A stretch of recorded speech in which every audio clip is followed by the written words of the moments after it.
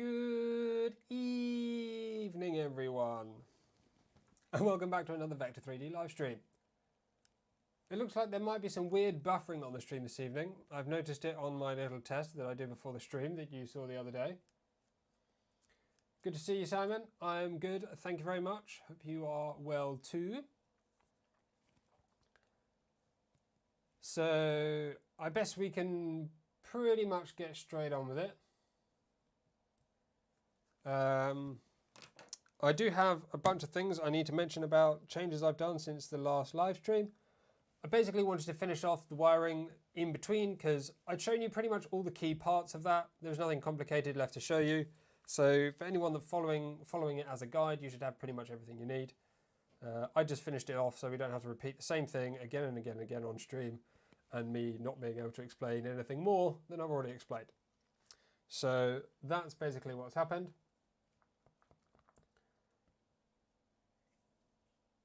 Oh, yes. The input resets every single time. So I have to change it every single time I turn it on, which is rather annoying, but there you go. So hopefully that sounds a little bit more normal now. I don't want to commit. I don't think we're going to have a print tonight. I think we should get it on and it should start moving. And we should be able to do some testing for the end stops and homing and all that kind of stuff. But I don't think we're going to do a print today because it takes a while to do a print, and unless we're done all of this stuff in like an hour or 40 minutes or something, then you know, it would be too long. So, good. Good to have everyone here. So, let me run you through the things that I've done in between the previous session and this one. Of course, all focused on the electronics. So, I've added in a couple of wires. So, power supply to the control board and control board to the SSR. So these are wires that you don't, they're not like already joined to something. So you can't just like have the motor cables and whatnot. So these are separate cables that I've used. So that's what's going into, well, both of these, all of this along here. Obviously the voltage in is coming from the power supply, and the bed input is, and the bed rather, is going down here to the SSR. So that's what's switching this on and off and that kind of stuff. So control board to SSR and power supply to control board are those two additional sets of wires that you need. The ones that go to the SSR probably don't need to be particularly large gauge wires. I've used the same for both, but I think this is a little bit overkill. Obviously, realistically, all this is doing is actually the power drain of the SSR because it's literally just powering it as a switch. So yeah, that I don't think requires much current. But the ones going to the control board, obviously you need a little bit more for that because that's doing all the heaters and motors and all that kind of stuff. So a fair bit of wattage going on there. I'm not sure what I've used. I've used 18 gauge, which should be enough, I would think. I hope so. I'm doubting myself now, but it should be enough. I can't remember what I've used previously. No, I think that should be fine. I've also added in a bunch more clips. So one over here, down here, in here. I think these ones I've added in more along here. So just kind of more clips in basically everywhere. I've added all this stuff in because I've done the thermistor as well. I've also added in the RJ45 cable. It's all bundled up because I haven't got a decent tool to sort that out. Well, I have the tool, I don't have the end, so I could cut it but not crimp it to anything. The IEC cover. I'm going to carry on. IEC cover, so this is not an actual part. I actually just decided it might be a good idea. My thought being, if I ever want to move the printer and I put my hands, so I would normally obviously be at the front and I put my hands around here to grab something. it gets a little bit too close to comfort for me to those mains wires. So I wanted to create a cover. Now this one's actually pretty rubbish. It was not a very good design. Used a lot of material and didn't actually fit, so I had to break some parts off of it. I was rushing a little bit. But the principle is that it covers that area so you can't stick your fingers in there accidentally. Can't actually screw it in yet because I don't have any decent 30-30 nuts. I've actually bought some, so some are on the way, but I have no idea really when they go to get it. Could be a while.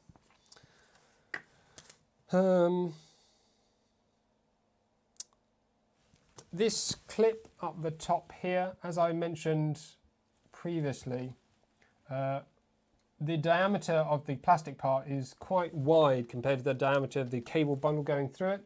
So in order to make it grip tightly, just cinching the zip ties was not enough. It didn't actually grab the cable. So what I've done is taken a bit of the sleeving that was on the stepper motor wires and just jammed it down the back. There's literally just kind of in there as a filler. If you look at this top-down view, you may be able to see. So this is the bundle. It's really dark, isn't it? You probably can't. Maybe you can see a little bit in there. There's one bundle here, one sleeve here, and one sleeve here. They just literally are filling a gap in the back there. And I forgot to put nylon zip ties in, I've just realised. So that's going to be a bit droopy. But that's it for now.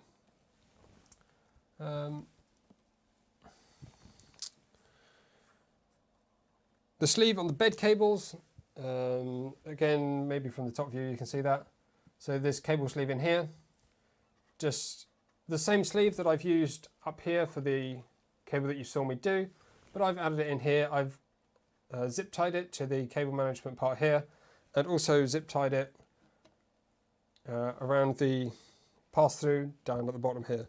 So that's all pretty nice. There's only a few wires going through it, so it's quite empty, but I think that'll be just fine. What else have we got? So done this.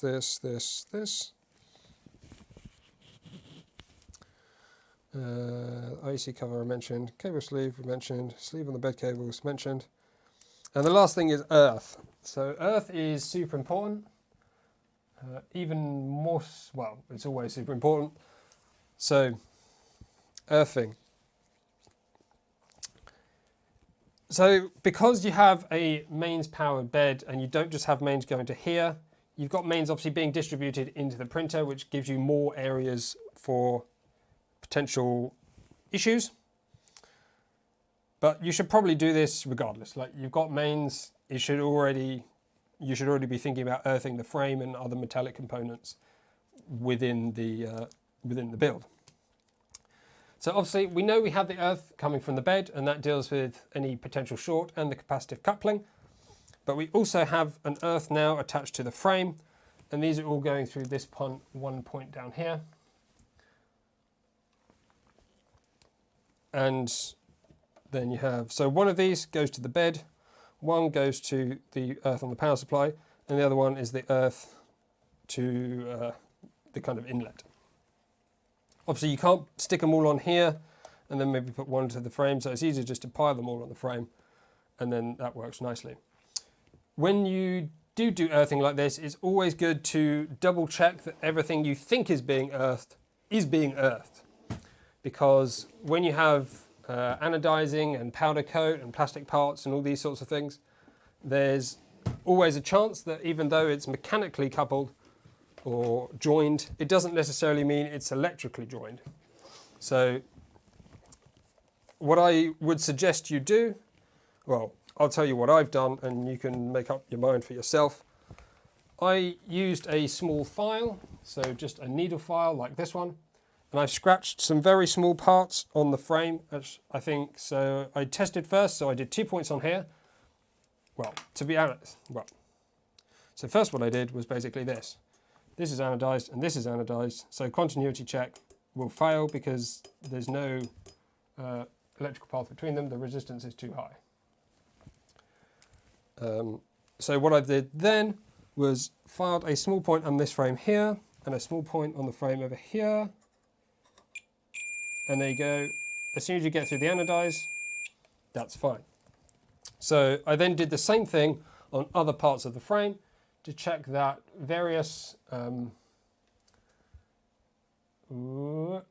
basically check that all the different joints that the printer has, electricity can pass through that suitably. So continuity check on all the different aluminium extrusions, just filing away very small amounts of the anodize in specific areas that are really hidden, so you'll never really notice it. And then when you connected up the earth, you can then test from the screw to any of your other earth-like points. So the bed, there you go, or an area of the frame. If I can find, there you go, that's another point in the frame. So that's all going to be nicely earthed, so if something does short, or there is a safety issue, or there is an issue, hopefully we should remain safe because we've earthed as many as the metallic components as we can. Things like lead screws and the linear rails actually currently aren't earthed, but you could definitely find a way to do that, especially the linear rails. That would not be too difficult. You could file away bits of the anodize below the rails. You could also just screw in the screw extra tight and the nut will clamp and should provide a connection. So there's plenty of ways you can do it. I try and make sure you earth as much of your metallic components as you can. As I said, just in case. It's always better to be safe than sorry.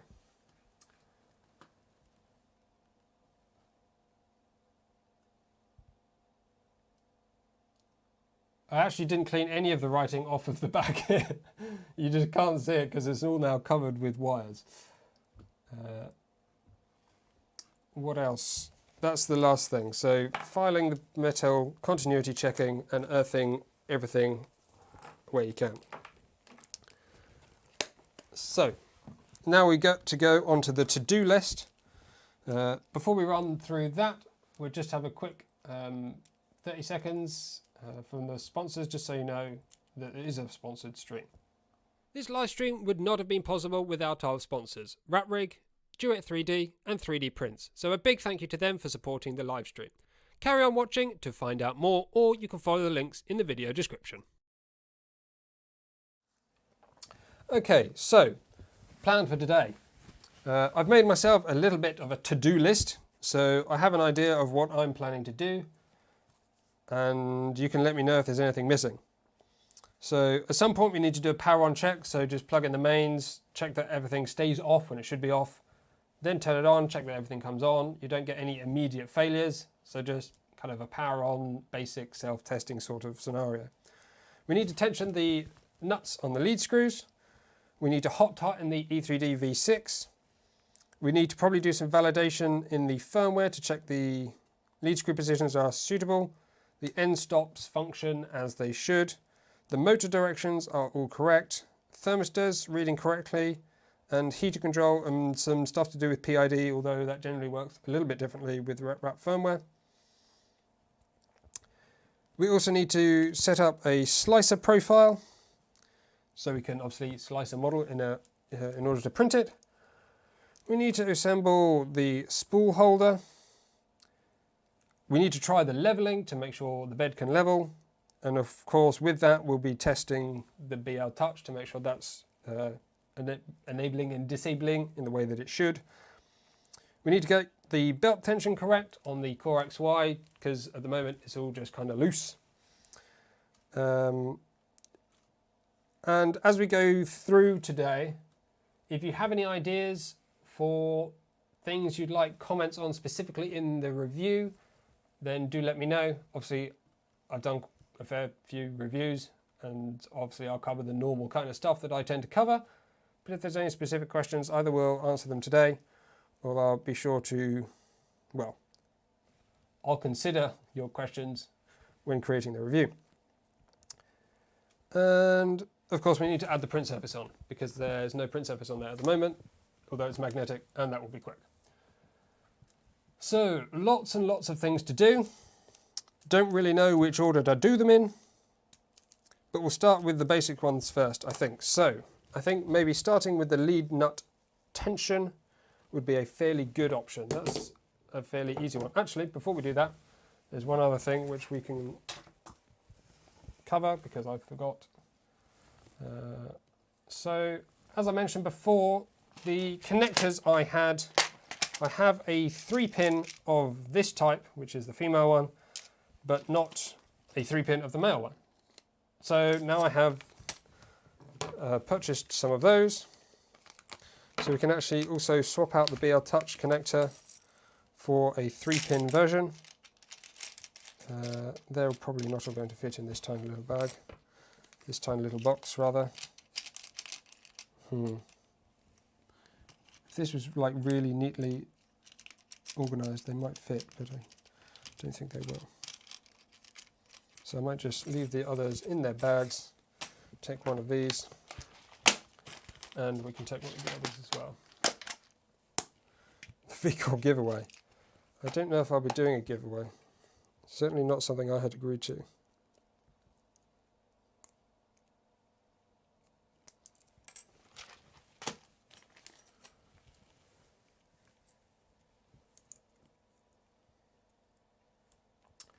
Right. Plenty of things to do, which is why when I made that list, I thought maybe we won't get to the live stream today. I know which we can do first. A nice easy thing, hopefully. In this box, we should have all the parts for the lead screw. This is not it. This is not it. This is it. And this is it. Did I say all the parts for the lead screw? All the parts for the spool holder.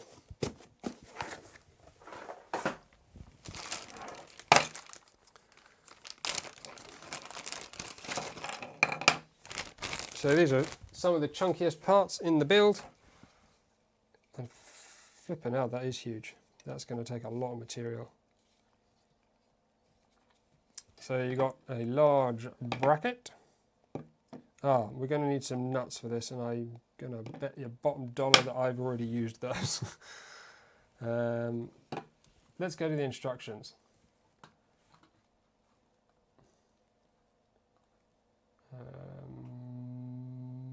Build guide, spool holder. This is the thing. Oh yes, we do have a separate little bag actually for the spool holder, don't we? So I won't have used them. Spool holder kit. There you go. A bag specifically labelled for the spool holder.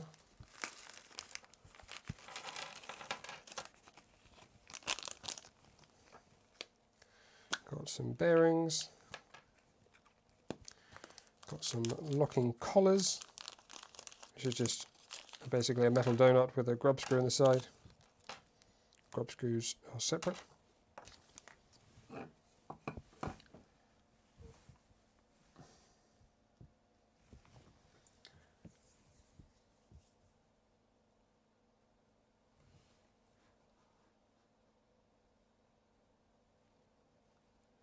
So this is all just kind of one big step. So we'll start by putting the grub screw into the lock collar.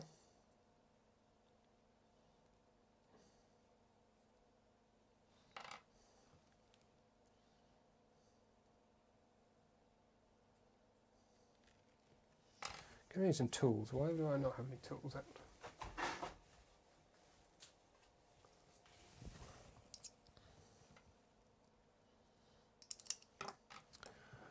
So that looks like lock collars, and then this, which way around is that?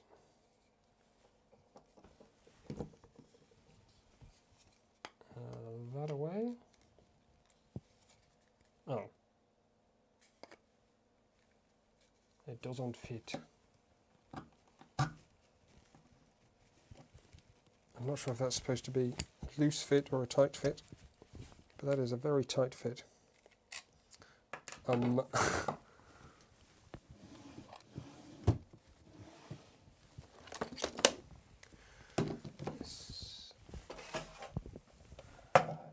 Mr. Drill time again. I'm going to have a bit of a struggle, I think, getting this lead screw out. We might have to use the track from the drill to grip it.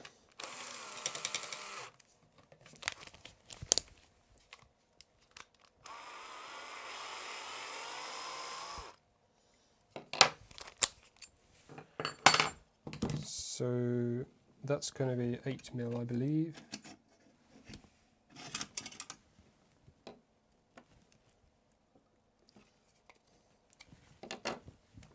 Nope, haven't turned it on yet.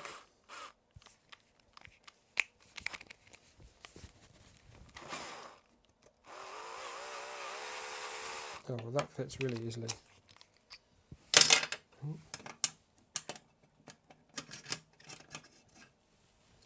8.5 could be a bit over the top, but needs must.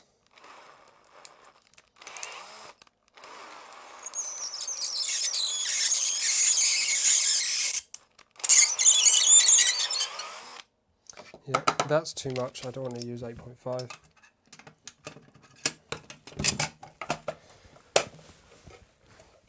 Change of drill bits. Oh, that one only goes up to 6. Oh no. Then we might just have to force it through.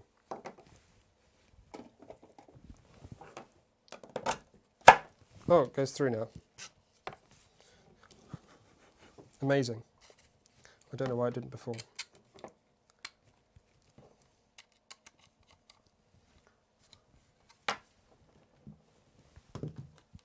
Did Pavel ever get the make or model of that cable wrap from you? He tried to. The cable wrap that I've used is now not sold by the person, well, company who sold it to me originally, unfortunately. So I've given him the name of the old company and the name of the stuff, and I think he's probably going to try and look for something similar. Next we put a bearing on here.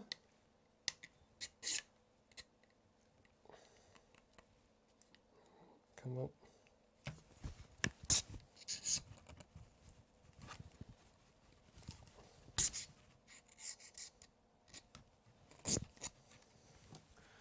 And then we put this on.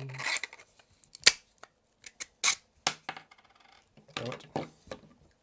So I just did that to punch through the plastic at the end. That's why I put it on backwards.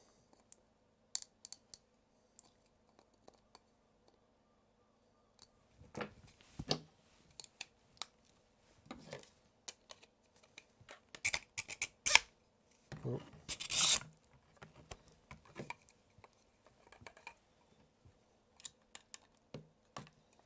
I think these bearings are probably going to make this spool holder a little bit loose. From my experience, spool holders tend to work best when they don't have too much roly-poliness. If they're too roly-poly, then they tend to just all fall apart. The spring tension in the spool of filament can just completely unravel if there's no resistance from the spool holder. Obviously there's other ways to get around it, but that's something that I've found. Yes, this is very, very, very, very spinny.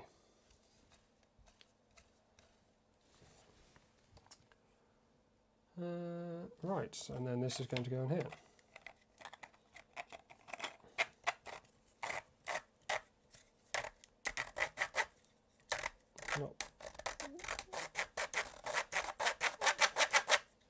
Not perfectly smooth, but it should do the trick.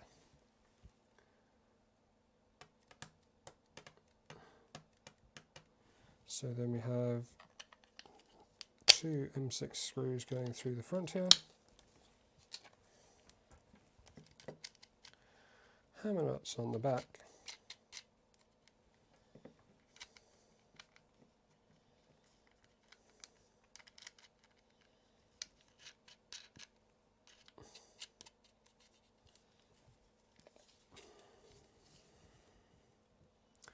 And then what?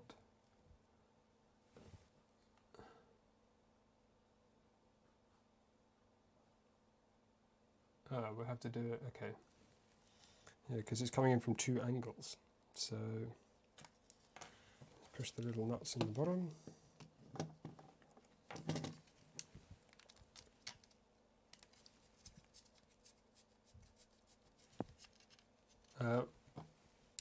We'll see how far we get, but I don't think I'll be able to do the first print today. I don't think there'll be time. That might be next time.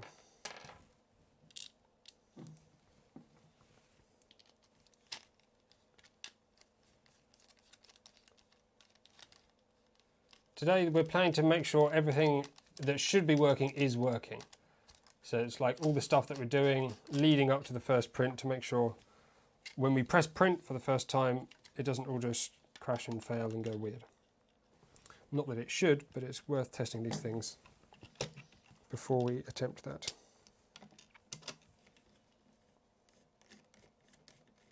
Is this the right way around? Yes.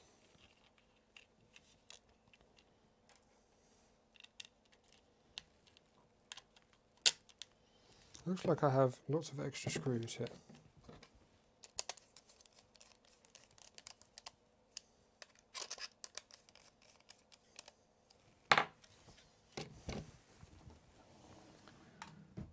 So let's go fit it to the printer.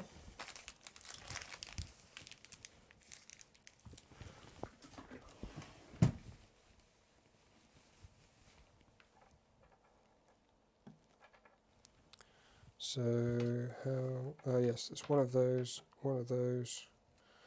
and those. So now we need some Allen keys. Where are my Allen keys? Here they are. What's the size for this? I think it's this one. Yep.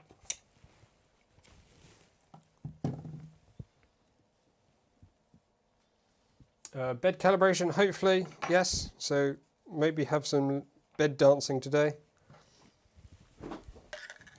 It does depend how far we get with everything else, but that is, it would be nice to be able to do that. Can you see this? Sort of. Not really.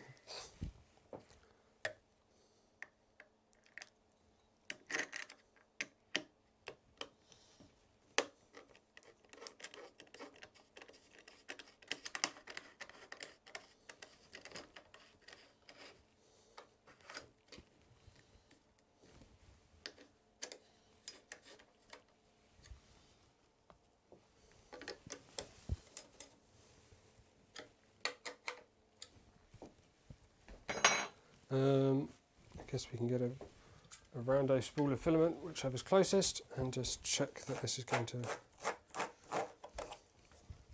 work how we expect it to. So presumably that allows, yep, some adjustment. We probably won't print with this material first. I'm just testing whatever's. This is not very easy to get on. There we go.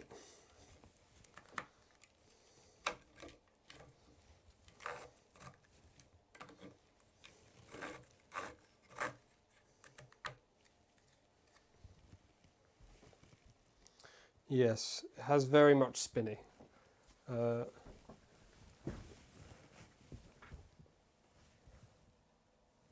Mikkel, good evening. Good evening, good evening, good evening, good evening. We've got 3 M5 screws and strange. I'm guessing they use the same spool holder for the old V-Core, and that would be fine for that 2020 frame. It is a fidget spinner, that's right. It does very much just... it does a lot of the spinning.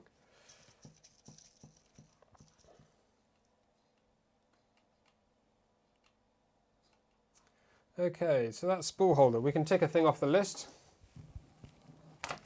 Spool holder.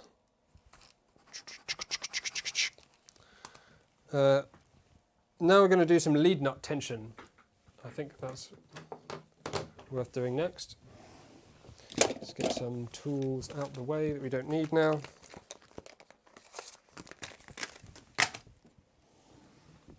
Hopefully no more drill is required. I'm going to pull the printer this way a little bit so you can see. Oh my god. It's bonded itself to the desk. Ugh.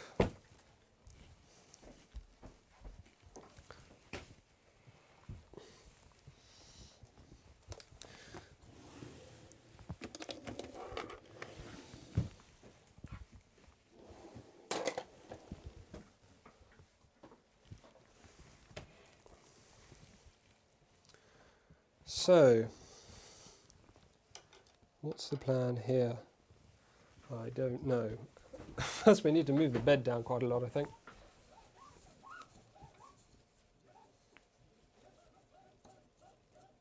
I might just unplug the motors while we do this.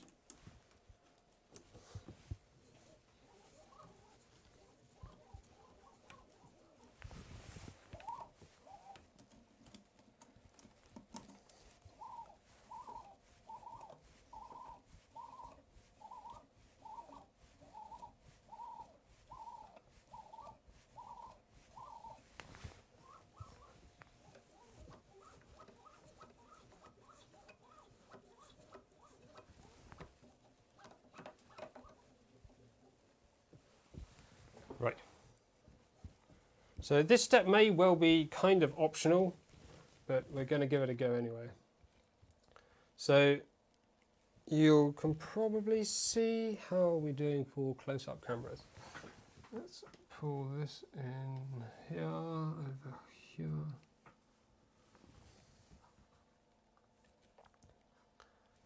Nearly camera. There we go, sort of got that. There we go. Let me get the right thing and then we'll be there. Nope. Yep. I'm not sure how we're going to tighten those nuts. Maybe they are supposed to be on the top.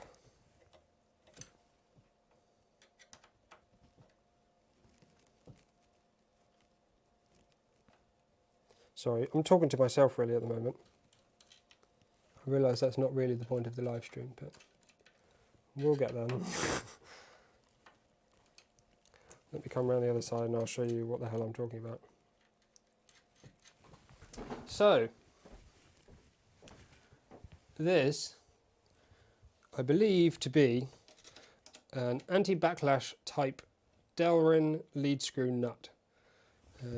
The way it functions as an anti-backlash nut is that there is a thread in this part and a thread in this part.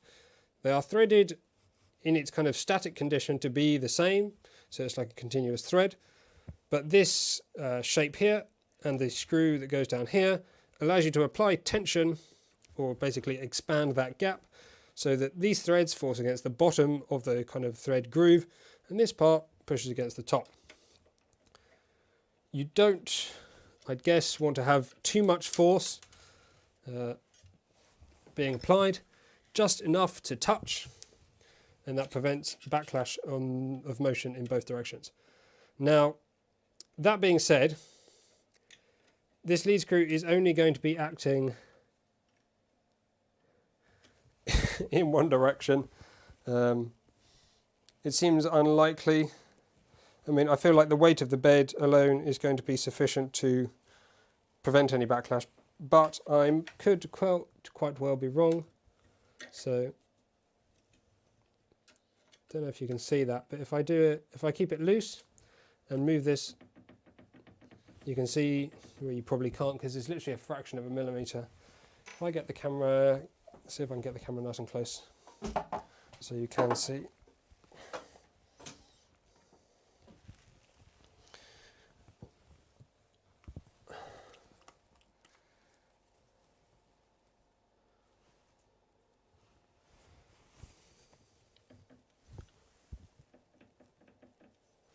I have no idea if you can see that or not because it's only moving a very tiny bit. But that's the backlash that we're getting. If I tighten this down just to the point, you can see it flexes quite easily. At that point, that should be pretty much gone. A little bit more. That's definitely, let's just double check. Movement. A little bit of movement. no movement.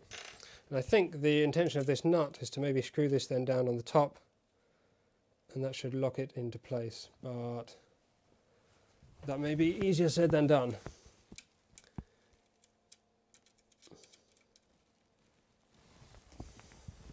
Especially if we're going to try and do it without moving that screw.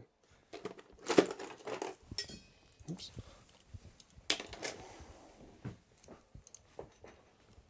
So let's just use a really crummy adjustable spanner, so I can hopefully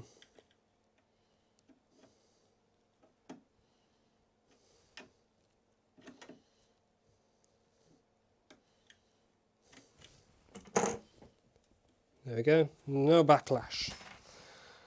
I've actually not lubricated these yet. I know Delrin is kind of self-lubricating.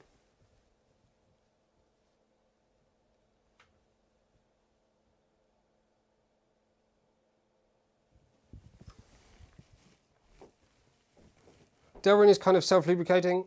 I don't know to what extent and whether in a system like this it's better to have it or not have it. I'm going to guess it's better to have it than not, although sometimes that's not necessarily the case. So, and I should mention, I think I maybe already did. Well, yeah, as I did mention, I definitely did. The weight of the bed may be enough to deal with any potential backlash, just because it's always going to be sitting at the base. But if we do have any faster motion, then, you know, this will be useful. And, you know, in any event that you decide to use these in something else, you can know for yourself how you can set them up to reduce the backlash. So we can test. Not feeling any backlash in that one anyway. Literally zero. Getting some in there. Not sure why there's no backlash here. I'm guessing something's maybe literally zero backlash. Maybe just a manufacturing tolerance thing. So we'll go pretty easy on this one, I think.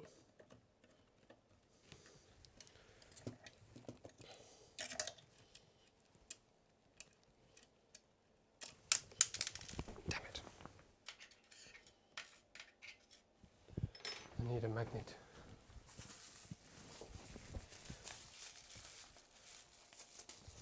Come on. Oh, these blooming stainless steel fixings. Why have I got stainless steel ones?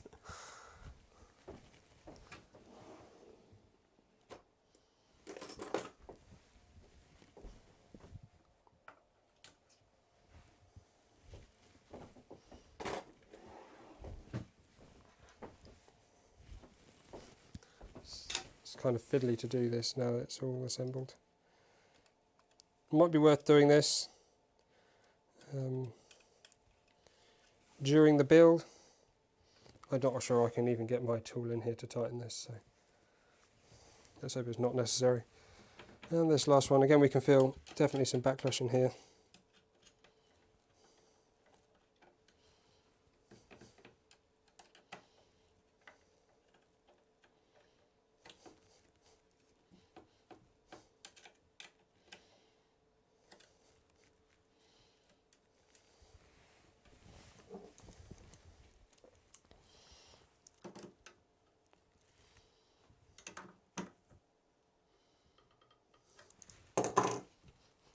Okie dokie. So I'm expecting this nut to come loose, to be honest, due to some vibration, but given that there was seemingly no backlash anyway, I'm not too worried about that. I don't know why I moved this back. We probably need it for something else in a second. So that's task number 2 done.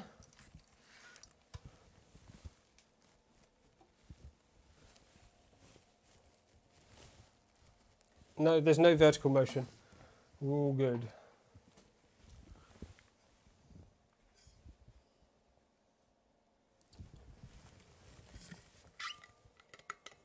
the back.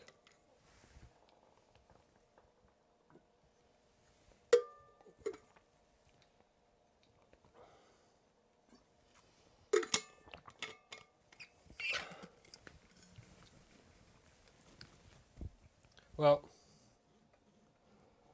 of course, it will add resistance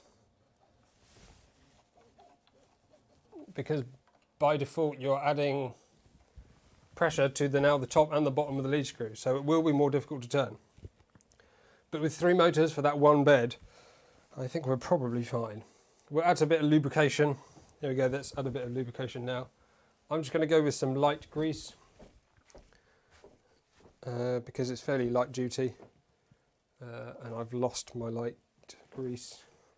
Oil, I should say. The standard stuff that I put on a lot of things.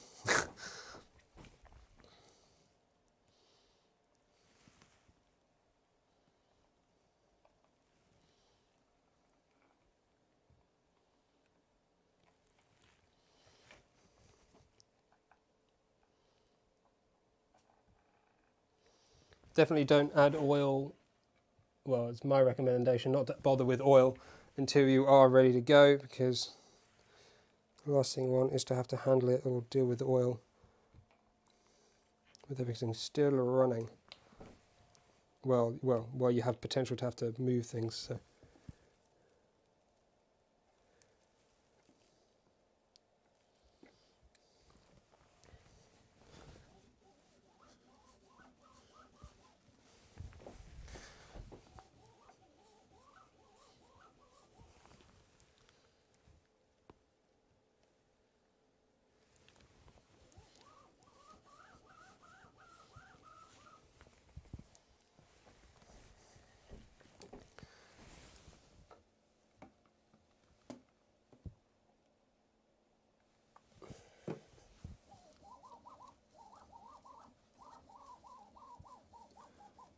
We could probably add some grease to the rails as well, to be honest, but I probably won't bother in this instance.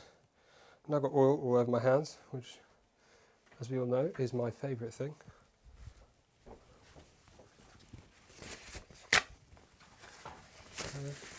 Could you actually see that? Yes, that's good. Is the coupler tight? Which coupler are you talking about?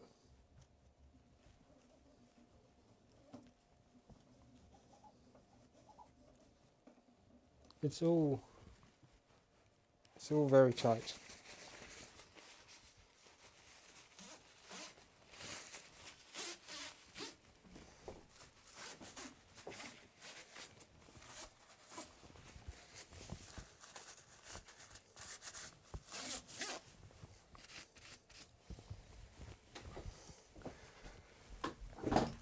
Unless I've missed something, which is possible. But we'll call that done for now, unless I notice any issues later on. Print surface, I'm going to leave that right to the very end. Belt tension, that's going to be a good thing to do now. Bit late for the gloves, isn't it? Oops. I should have done it. My mistake. There's no limit lead screws. There's no, I was just thinking there's no end stops for each of the lead screws, but obviously you have the BL touch, so obviously there's it uses that to do that function. So belt tension. This is going to be a bit of a weird one.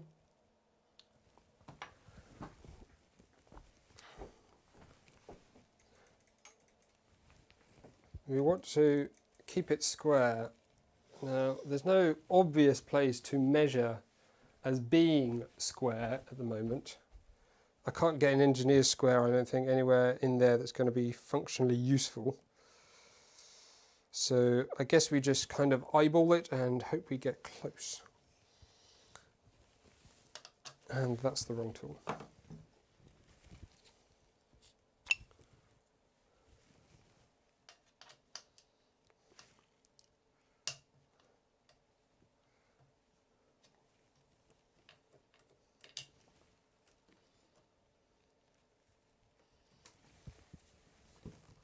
So there's, to tighten the belt, it's literally one screw each side. One does the top belt and one does the bottom belt. You do want to try and keep the tension even, because on a CoreXY, if you tension in one direction, it skews one way, and if you tension in the other way, it skews the other way. So the key is to get the belt tension similar, if not exactly the same, such that, what the dickens? Well, this is still super duper loose, isn't it?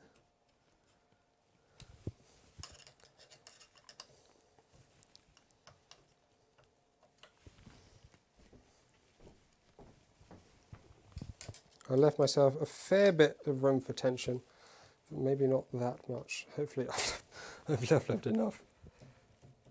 So I think generally different people will give you different answers depending on who they are regarding belt tension and noise and all this kind of stuff. My school of thought is don't overdo it, also don't underdo it. Well, that was exciting, wasn't it?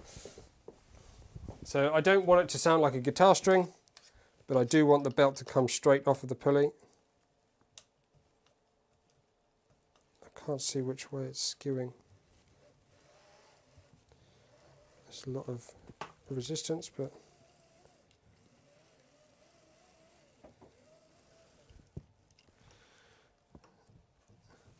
I think the bottom one personally needs more tension.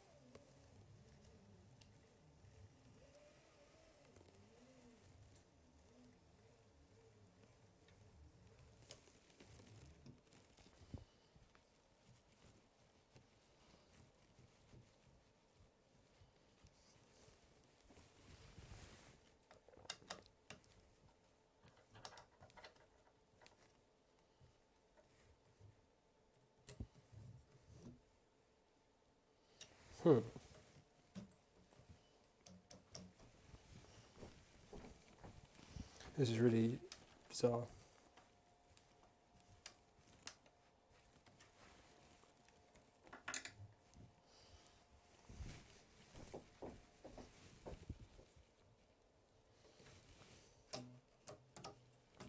That's definitely too tight now. I think my assembly is holding it at an angle that I don't necessarily want.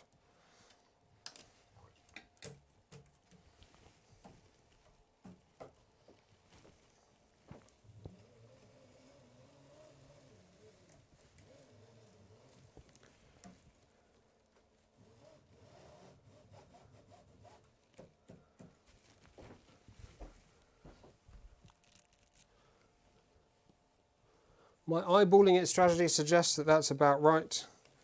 The angle doesn't seem quite right, but it doesn't seem to be changing with the tension, which means I think the assembly itself is done quite tight, which is preventing that racking from occurring. Easy way to do it is to move the gantry up against the corner idlers and tap each side. When there's no play, you're golden. Yes, this is what I did at the front, but as I was tensioning different ways, it wasn't actually adjusting.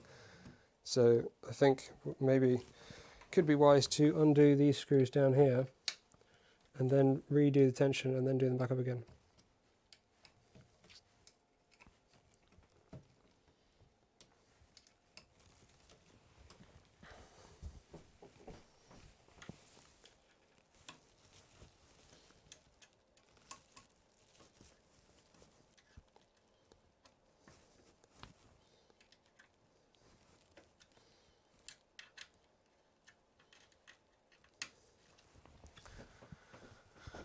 I need to get it to one extreme or the other, I think, just to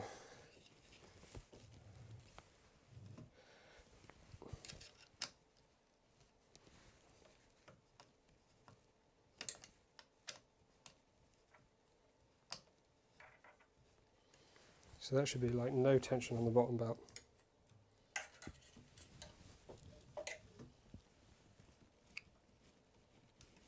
I mean, I'm like multiple millimeters off at the moment.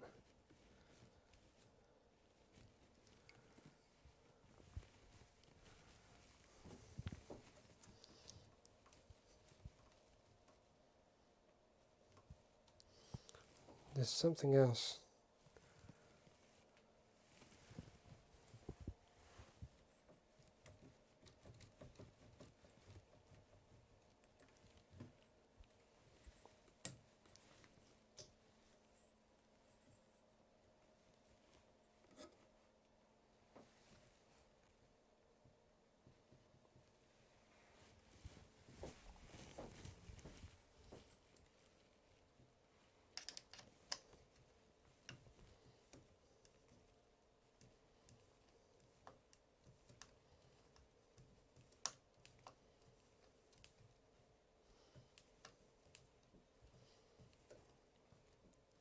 I'm a bit worried I'm going to just overdo this tension. Yeah, see, that's now huge amounts of tension, and it's still not right.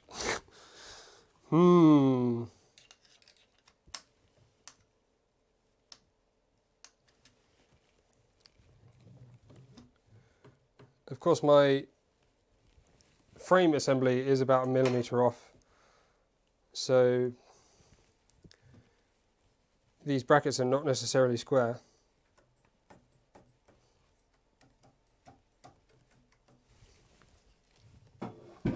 Ow! Bottle just fell over.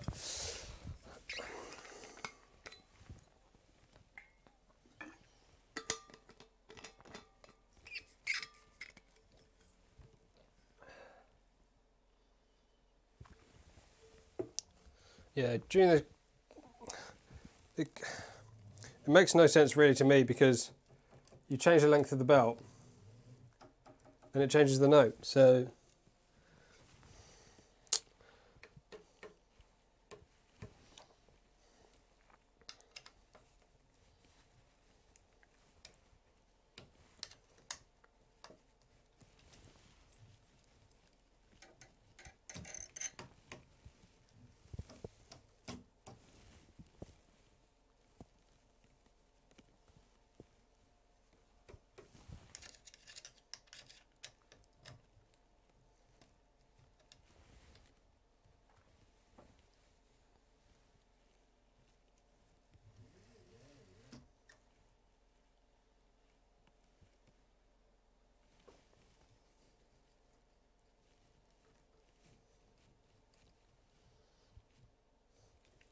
right, I think we're just going to call it like that. That seems sensible. I need to plug my Z motors back in.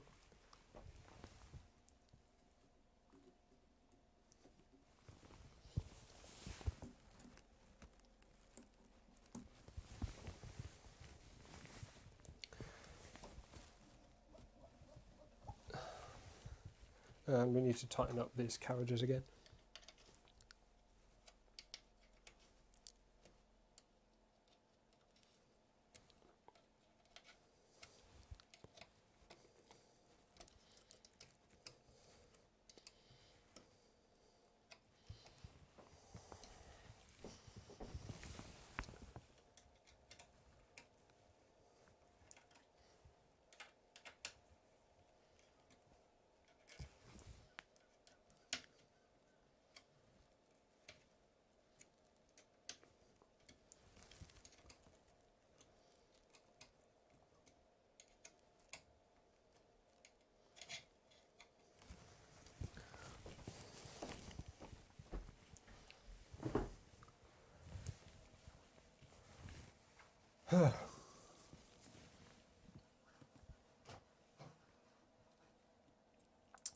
So we'll call that good on the belt tension. It's probably not perfect. I'm almost certain that it isn't, to be honest, but it should be enough to get it moving and working. If the print turns out skewed, I guess we can fix that another time. Validate firmware, hot tighten, print surface. Alright. I think it's time to power the printer on, everyone. We're going to risk it for a biscuit. So let's make sure that if it does all go up in flames, at least we get it on camera. Let's set this up so we can see all the electronics that are likely to catch on fire. In the event that I have done something silly and wrong. Wouldn't be the first time.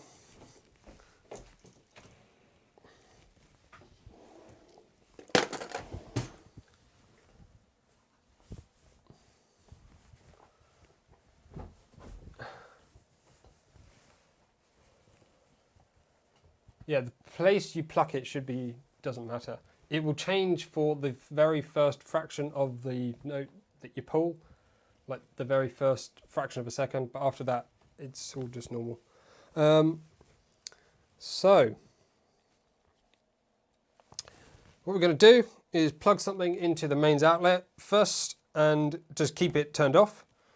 And that will just check that the switch and stuff is working, as in not powering anything up. When we do that, we'll check voltage. In fact, we don't need to check voltage at the power supply, because we know that if the power supply is emitting power, then the control board will turn on. So first, plug it in, keep it off, make sure nothing turns on. Then we'll turn it on and make sure that everything does turn on, but doesn't make any smoke come out.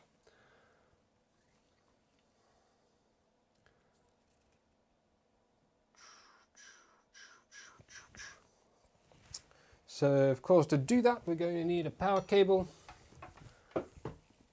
So we've got one fused for 13 amps, 250 volts, and that should be enough.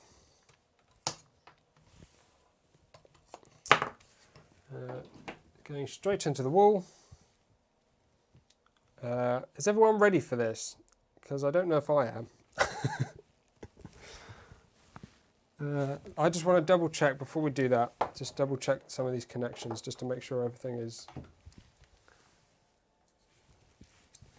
tightened. So these are not going to come loose. That one was a bit loose. These ones don't matter too much.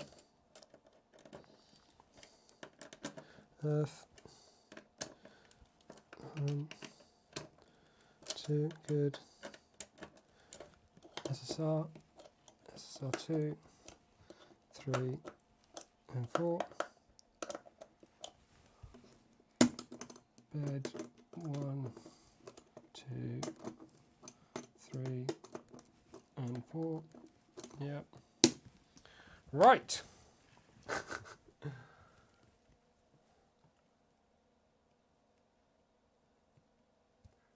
I haven't read the power supply for the switch. I think, yes, always a good idea to read it. It's in the 230 volts mode.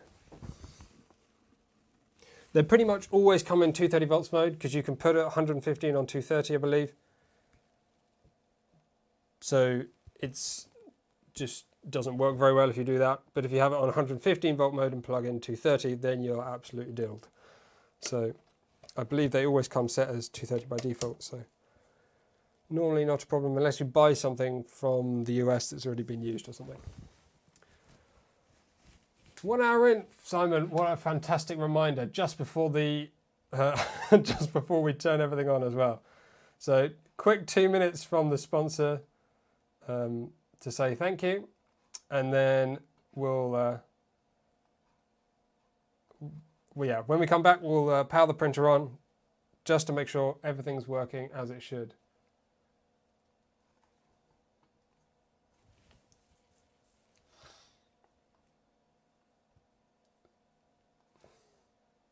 This live stream would not have been possible without our sponsors, Ratrig, Duet 3D and 3D Printz. The Duet 3 Mini 5 Plus balances value and performance. It's focused on small and medium-sized machines for those that want the quality and reliability of a Duet control board but don't want the high price or high power output of the full-size Duet 3 mainboard. The Mini 5 Plus provides 5 onboard drivers and the normal complement of heaters, fans, I/O, etc. There are Wi-Fi and Ethernet variants with the option of using a single board computer, like a Raspberry Pi, for control, in the same manner as you might with other Duet 3 boards. 3D Printz is a UK-based filament supplier, but in recent times have become so much more. They're now a great destination for finding name brand components from all over the world, such as the Antlab's BL Touch, Wham Bam Systems, flexible build plates, 3D Gloop, Magico, Bondtech, Slice Engineering, and more. If you're in the UK and Europe, and maybe further afield too, you might want to check out their shop for your next printer upgrade. In the UK, you'll also be able to take advantage of their free shipping for orders over £50. Ratrig is a company that you may not have heard of yet, but if you're into DIY 3D printers, or camera sliders, then we're going to change that today. The VCore 3 is a fully configurable CoreXY 3D printer kit. It's gone through several iterations over the years, and all the knowledge and lessons learned have been distilled into the VCore 3. MGN linear rails, low vibration idlers, robust 3030 extrusion frame and 9mm belts are just some of the key selling points. Today I'm looking at the 300mm cube default configuration, but it's also available in 400mm and 500mm cubes for those that like their printers big, and with lots of configuration options too. Keep watching to find out more, or if you need more details immediately, you can find the links in the video description.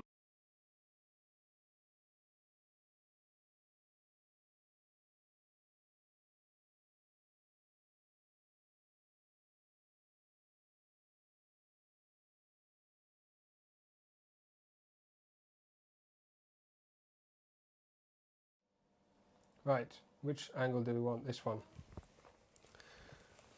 You caught me red-handed. I was going to check something, but we're not going to do it now. So, it's time. Power cable. This is off, wall on, standing well back, but trying to also watch the tragedy at the same time. It's so nerve-wracking because you know there's so much potential for just something to just be wired incorrectly. Just go poof, little spark, little smoke, and it's all up in flames. So here we go.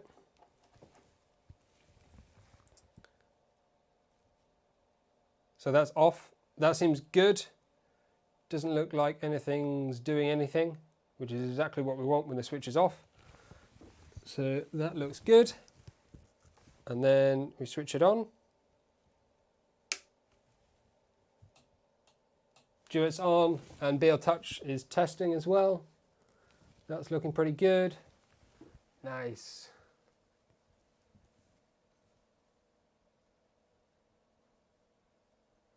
The stream PC is on exactly the same breaker on the outlet directly adjacent.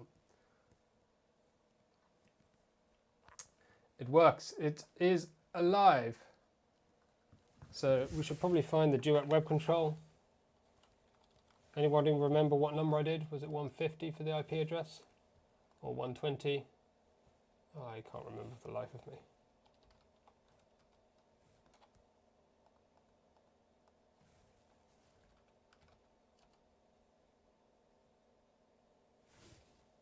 Of course, there's no, no network connection. So this is wired directly into my house Ethernet network. So we should be able to just plop that in there. And as if by magic, we'll be all connected up to the networks.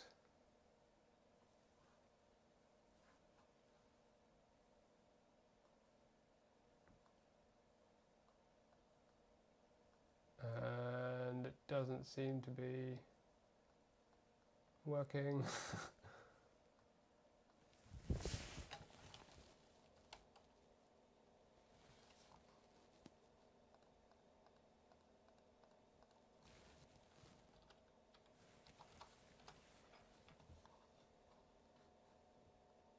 Here we go.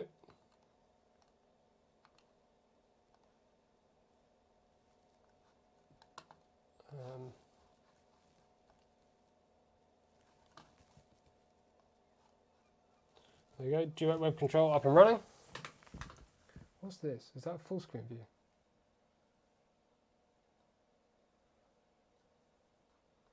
Not sure.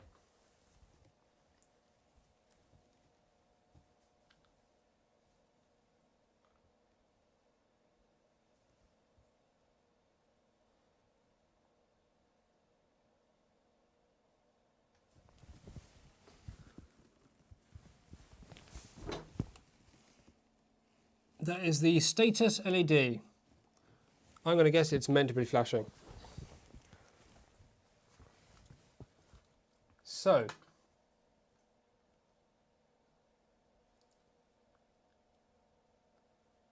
this is where we do have to be all a little bit careful, because anything we press does start to now move things.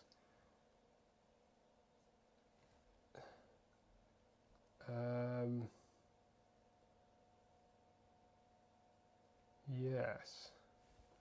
What was my plan? Checking firmware first. I now have these cables going right across in front of me. That was a bad plan, Adam. I guess now we've got everything turned on, I might flip the printer around, because I don't think we're going to see anything dramatic on this side now that we know it all works. So let's turn it off and flip it around, and then I can plug it in the other side, and I then won't have to have a mains cable dangling between my legs.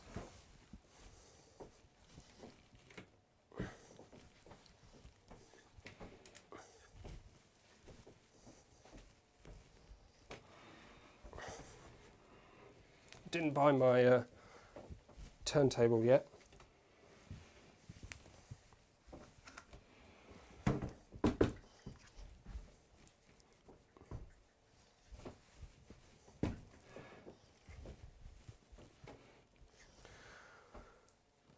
That spool holder is somewhat in the way, isn't it?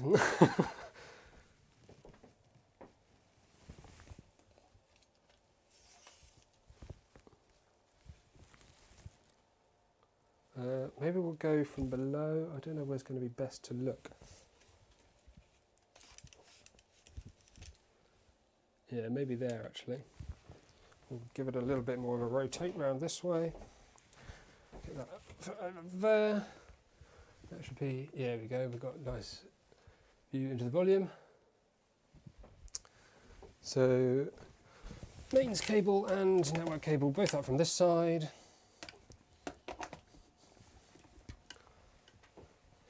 Network, Bosch, mains, Bosch, power, Bosch. The fact that the BL Touch is doing its testing is very good, because I have had lots of problems with those little shits in the past. Excuse my French. We need to do hot tighten as well, don't we? That's going to be important to do very soon, sort of now. I really want to do this in a safe way, but I've kind of forgotten what a safe way would be. So if I do something unsafe, I do apologise.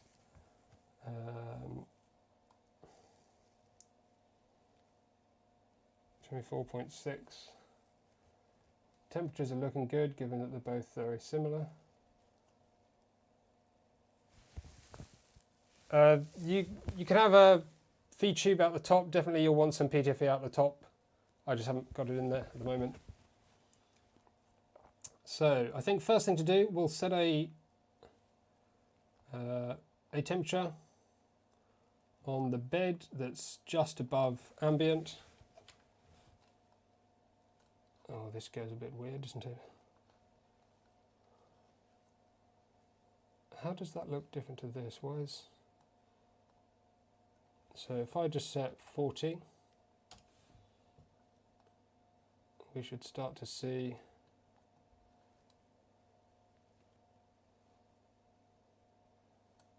that rise.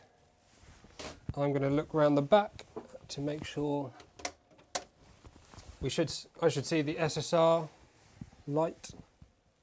No light on the SSR. Is it going to increase?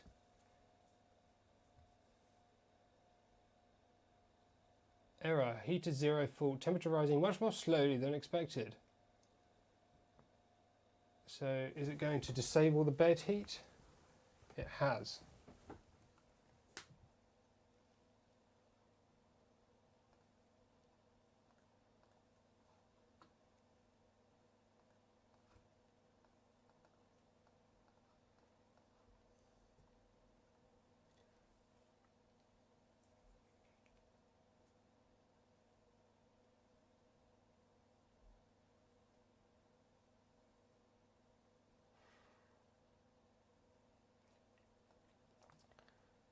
Okay, let's try, so end stop for one of them.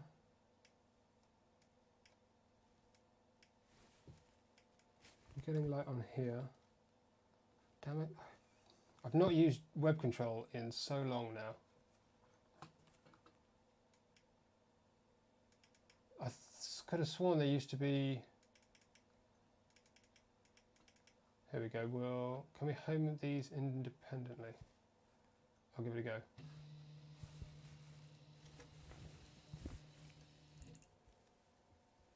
So that's home X,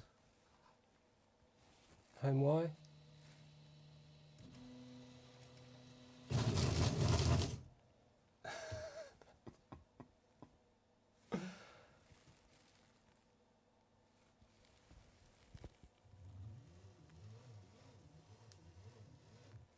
Okay, let's check what that was supposed to do, because it was not supposed to do that.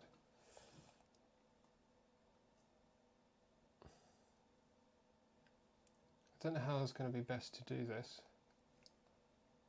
Maybe this view? Trouble is, you end up missing so much if I do that. There's not enough window space, is there?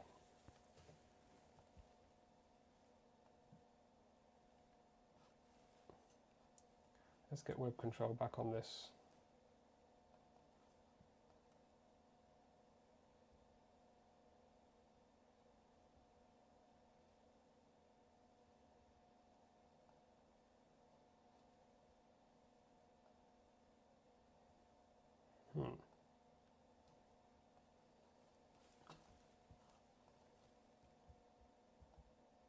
Oops, daisy.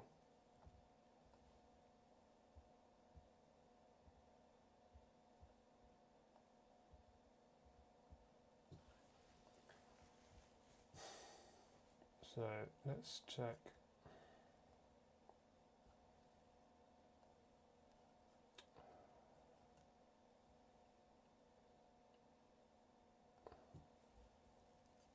Home X should have done this.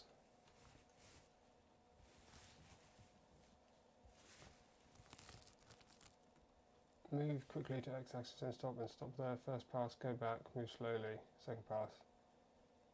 So the raise and lower Z is disabled, and then absolute positioning. Okay.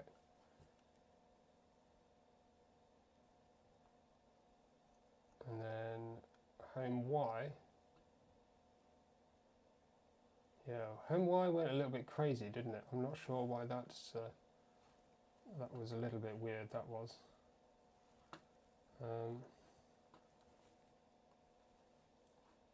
Can't see chat.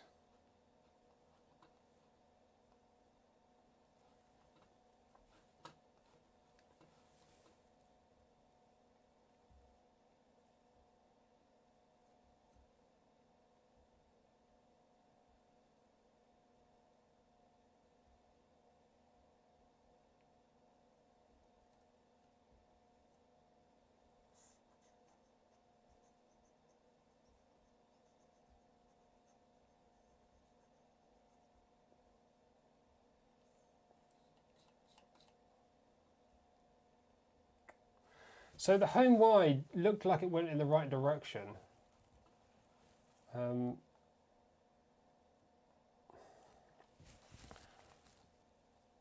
But it then moved in a weird way after that.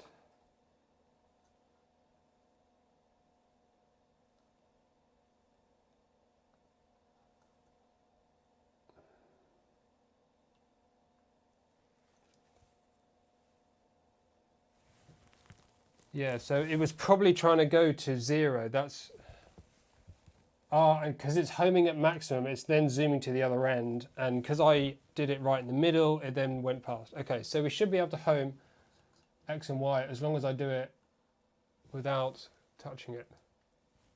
So let's make maybe these a little bit bigger.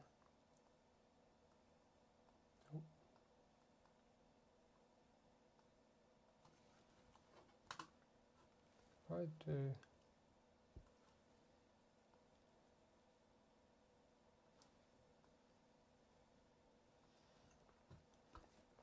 So hopefully home X.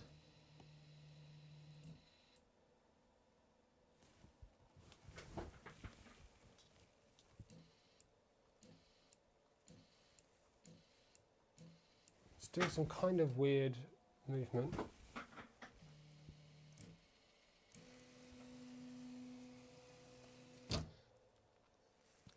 Okay, I'm going to move this end stop in.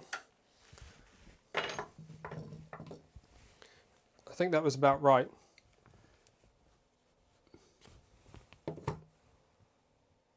It's alright, I already tested the end stops. I know it didn't look like it. But I did tap them with my fingers during that homing that I did before, and it did really, it did stop. So I knew X and Y did work. Z, you can't really, I don't know how Z testing is going to work, because you obviously got to make sure that all the motors are going in the right direction. Let's home Y again. I'm not going to lie, this could probably be a bit faster.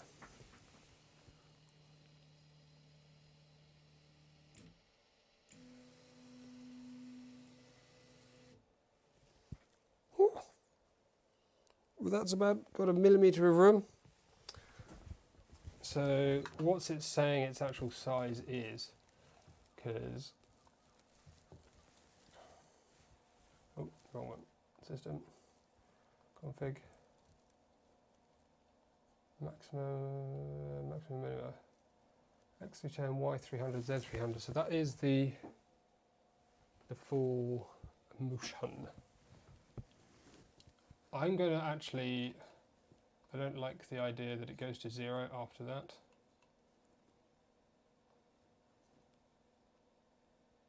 This is where it's going to 0, isn't it?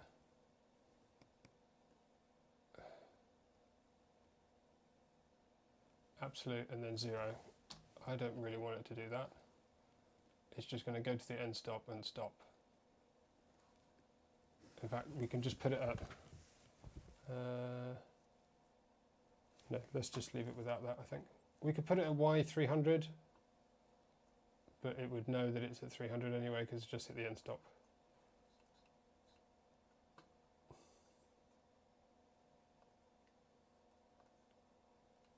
So if we home Y again, we should find now that it just stops.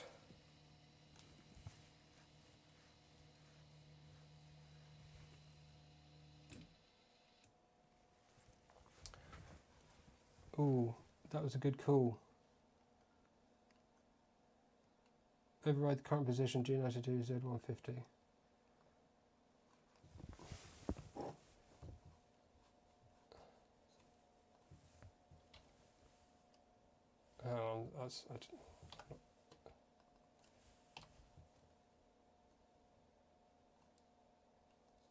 Where did all these come from? These are all the testing codes, I think.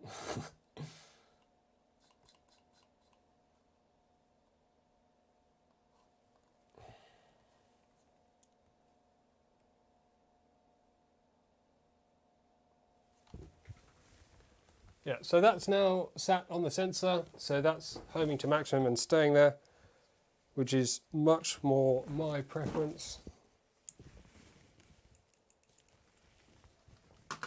I suppose we could move it off the end stop.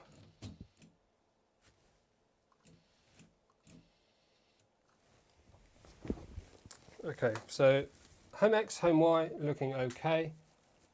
We could probably increase the speeds a bit, couldn't we? Should we do that as well? That might be nice.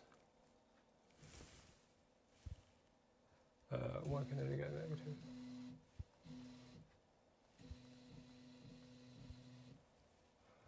some movement.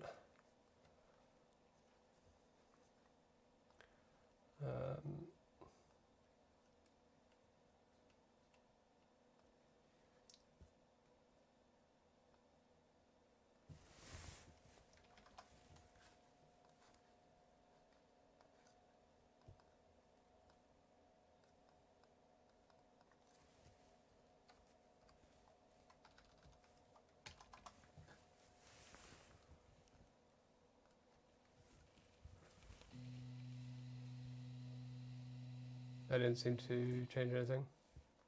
Huh?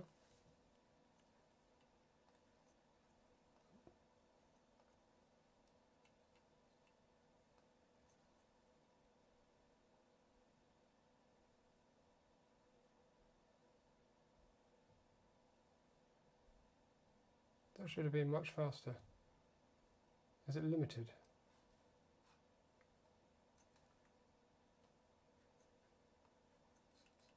Do I need to do a restart? Let's just restart. I thought it was only config.g that was going to do that. The bed, I believe, is actually square. I can check. But the actual axis, the physical axis, can just move a little bit further.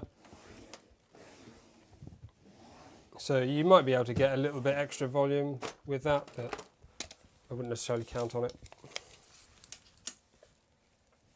The bed is actually 330-ish by 330. So I guess you could probably try and squeeze 310 out the X rather than 300. Let's go back to dashboard.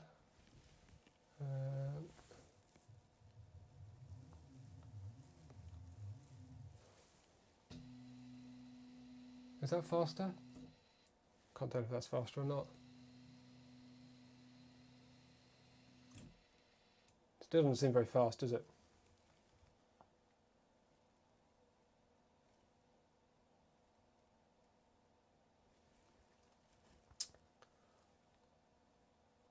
So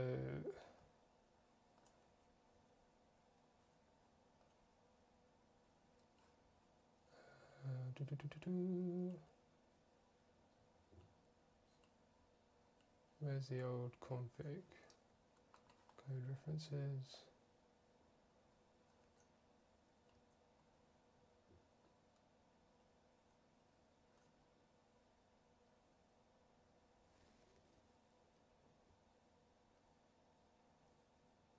Yeah, it is.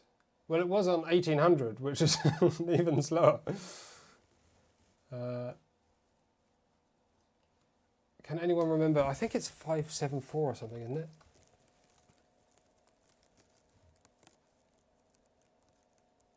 So you have, I wonder if it'll just enable it. I basically want to move this.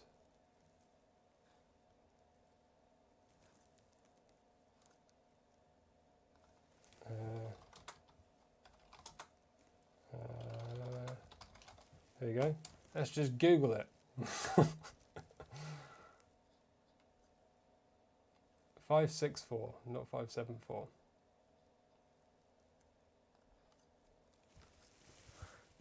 Allow moves outside the print volume and before homing or not. If the S parameter is 0, then you can send G codes to drive the rep wrap outside its normal working volume, and it will attempt to do so. Likewise, if the H parameter is 0, you can move the head or bed along axes that have not been homed.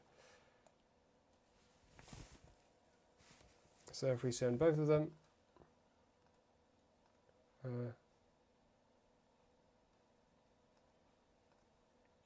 I also, let's do this first. So that's allowed that. You can see it kind of reports it in the bottom corner of the screen there. Shrink this a little bit.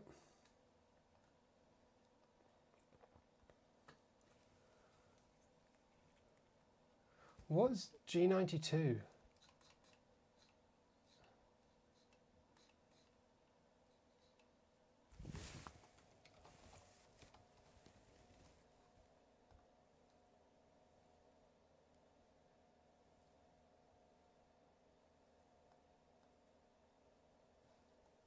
That moves it. Oh no, it just sets the position. But I don't think it won't allow you to move it from that because it still hasn't homed.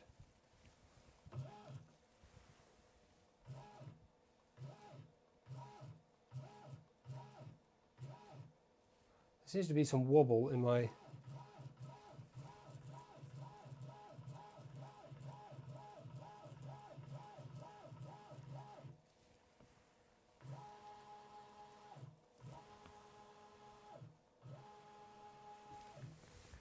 Probably can't see it.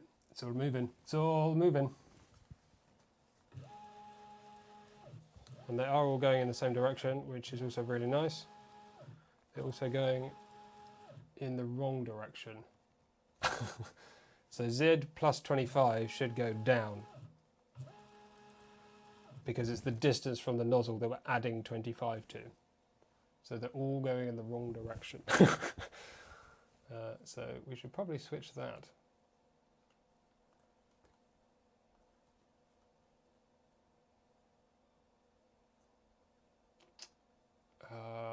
Shit, which one's which? I think there was something in the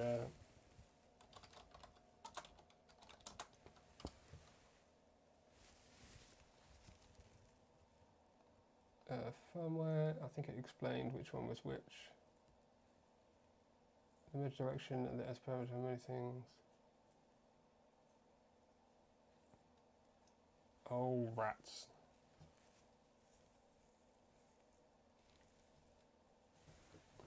Physical drive 0.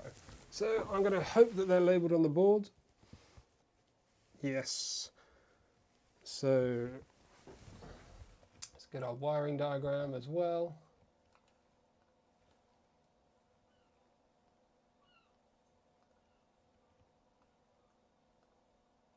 So Z, Z, Z, 0, 1 and 2. So we can go back to here. I believe it was the S parameter.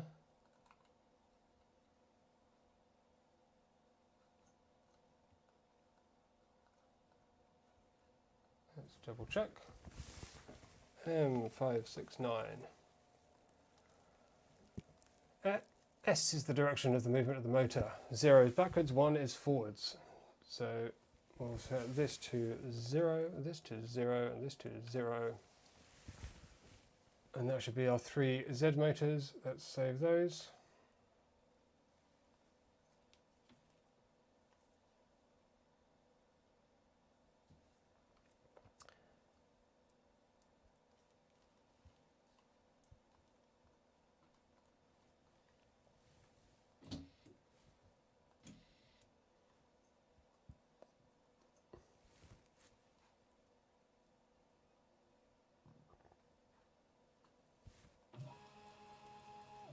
Now they all go down.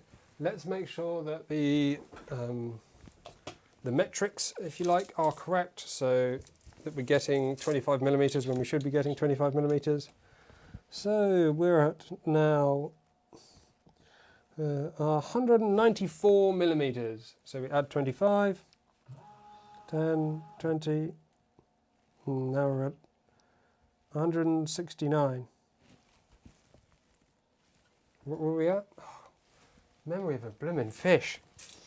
Literally 10 seconds ago and I forgot. I'm going to write it down. So what are we at now? 169. Add 20, take away 25. 194. Well, that's good. That's 25. Isn't it? 169, add 5, 174, add 20, 194. Excellent. At least you all remembered. Thank you very much. So we're getting the right direction. So the other thing I think was lead screw position. That'd be worth checking for the leveling procedure. End stops have all been fine. Define positions of Z lead screws or bed leveling screws. So this is going to be dependent on where I put that end stop, unfortunately.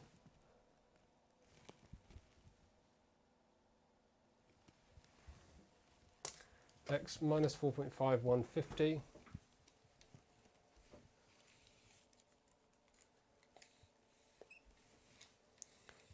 Is it relative to the nozzle? Presumably.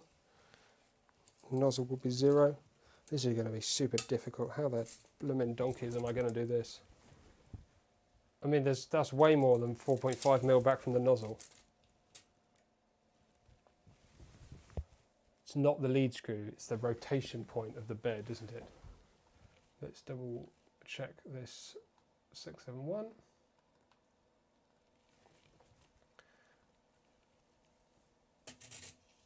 Informs the firmware of the positions of the lead screws used to raise or lower the bed of the gantry. When this command is used to define the lead screw position, the number of X and Y coordinates must both be equal to the number of drives used for the Z axis. This allows the firmware to perform bed leveling by adjusting the lead screw motors individually after bed probing.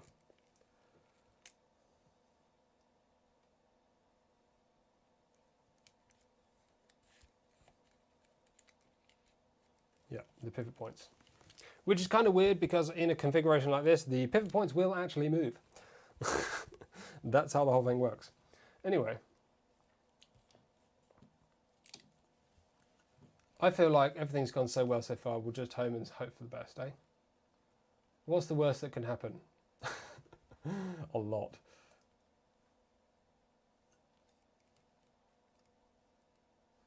We're going to have to configure the bed. I really want to just hit home all and see if it works.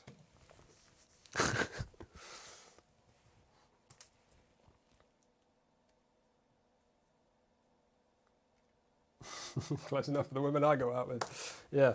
I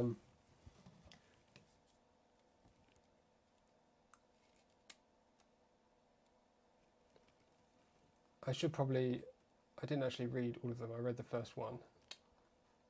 System, config. So minus 4.5, 150, that seems reasonable. And 304.5. Oh, I see. No, I don't. This looks like for the first lead screw, second lead screw, third lead screw, so that's all the X coordinates, and then all the Y coordinates is that. So X minus 4.5 is actually this one up here, isn't it? X minus 4.5, so 0, and that's positive X. So 0 is about here, minus 4.5 is going to be about there, so that's fine. But that corresponds with Y minus 4.5. Okay, yeah, so that's just off the corner there. Next is X at 150, so that's going to be in the middle of the bed, so we're looking at the back one here. So Y will be 304.5, happy with that. Oh, 305, yep, that's fine. And then 304.5 is going to be maximum X plus a bit, and then still the minus 4.5 for Y. They seem reasonable. They could probably be calibrated, because obviously the position of my end stops will determine how accurate those values are, so we may be a little bit off at the moment.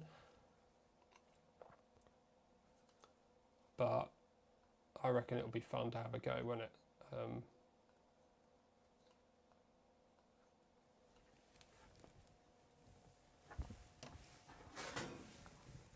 I'm going to, for the moment, I mean, this is a pretty robust surface. I wouldn't expect it to get damaged, but I'm even more confident it won't get damaged if we put it on upside down. I mean, maybe it would be best to do it straight onto the magnet. I don't know, this will be fine. So the other thing I should double check first is that our probe is going to deploy as intended. So we can run, so we've got deploy probe here. Oh, can we not just run it? I thought we could just run it.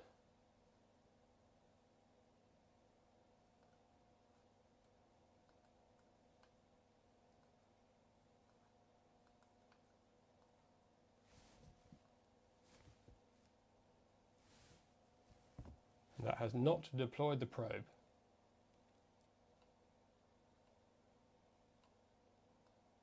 Retract probe.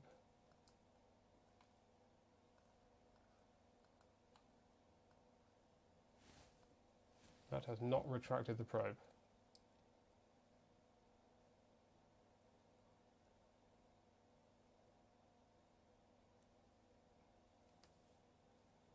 M401, what are we looking at for M401? Deploy. Oh, is it different in this version?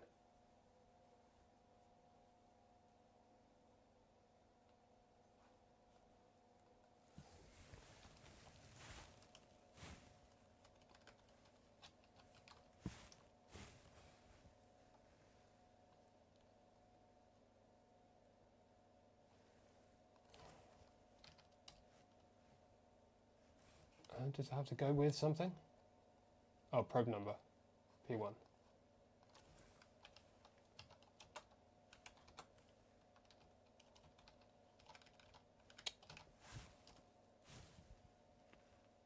Is it P0? Huh? We've not got a probe defined. What's going on?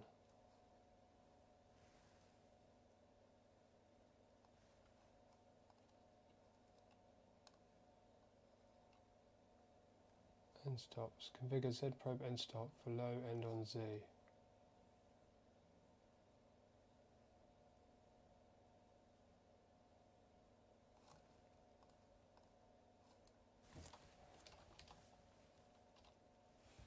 If you plan to use BL Touch, you will also need to uncomment a few lines in homeall.g and homez.g.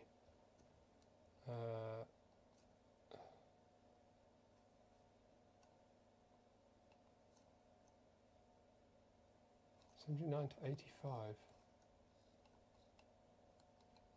Here we go. So we're going to take out, I mean, this is double commented, but that lot.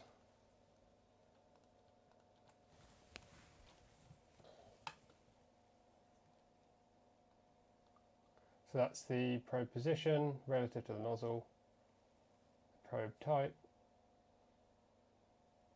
and the servo pin. Just as I check that, eh?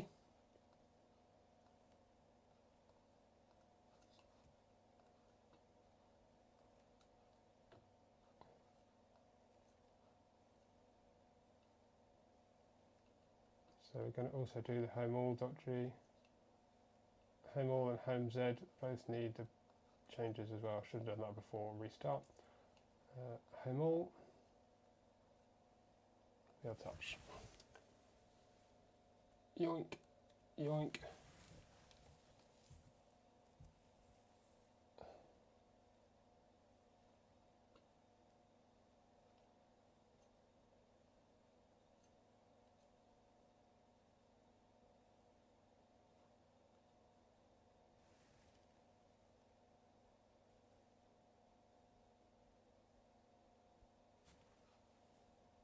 That's homeall, homez. Yoink, yoink. So what's the difference between 280 and 401? Because I do remember some funniness about that actually before.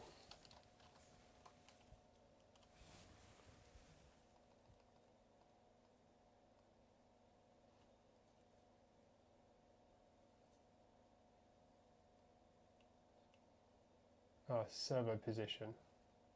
Whereas M401 is just deploy.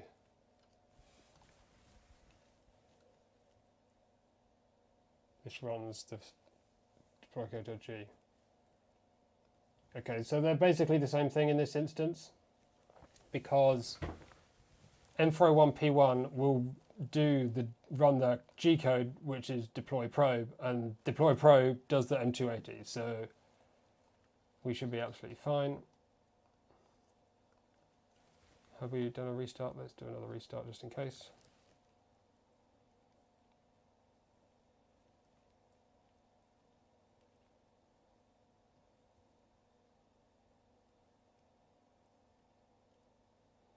M401 lets the firmware track the deployment state. Okay, so Simon, are you saying that... Oh, not that one. Where is it? Home Z. So uncomment the following lines to lift Z after probing. Do I want to lift Z after probing? I mean, it's sort of lowering, but you're just making it 5mm away.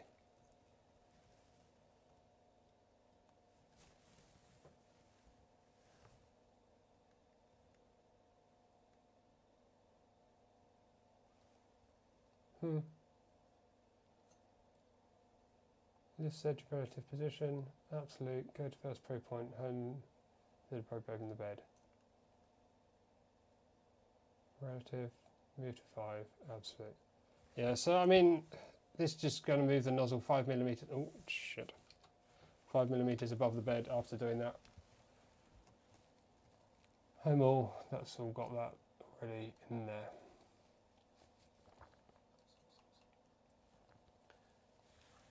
Right. Wow, 1 hour 42 minutes. Told you we weren't going to manage a print today. It always seems like there's like not much to do and it still takes forever.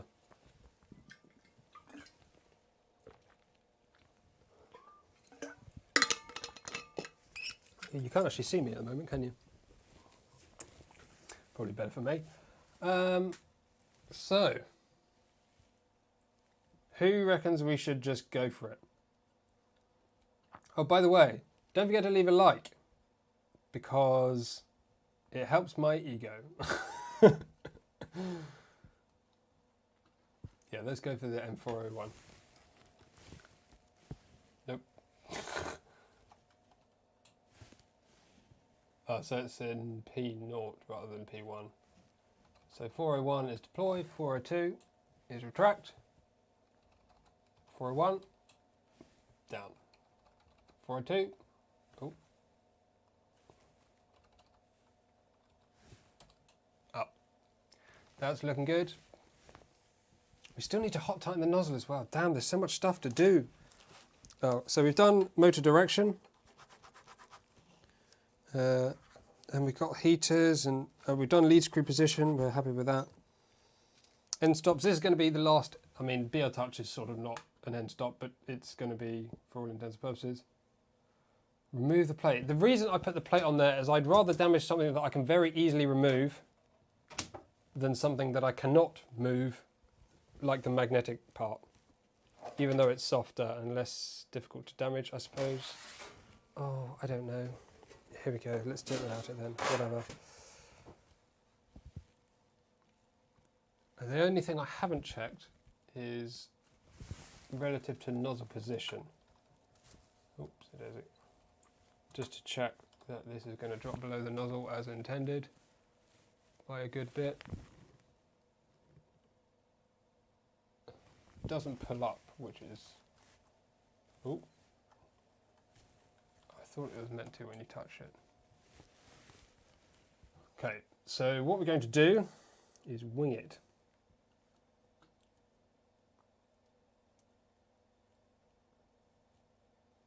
Yeah, so David, you see exactly what I did there when I tried to touch it, so that was kind of checking that. But for some reason it didn't. Now, that might not be a good sign, because it means we might have exactly the same thing when we start to try and home it.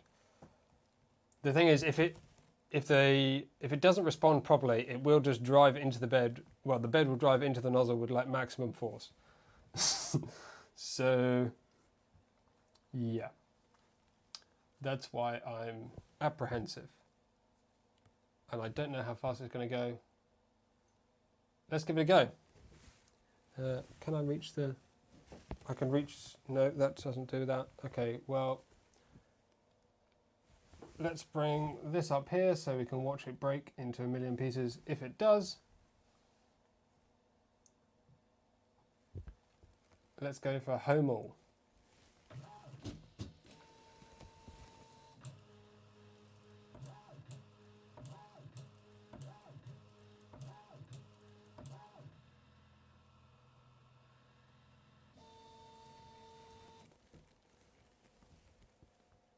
Bada bing, bada boom. Whew, well that was stressful, but we got the home, so that seems fine. As David said, seems fine. Fully certified, seems fine. The bed's not level, obviously, that wasn't any bed leveling, that was just homing. So let's go for a home all. I mean, I kind of want to...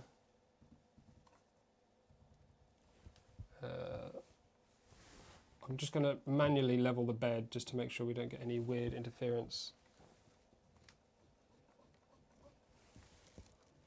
Oh, I want to like have a ball on there and get it to this. Okay.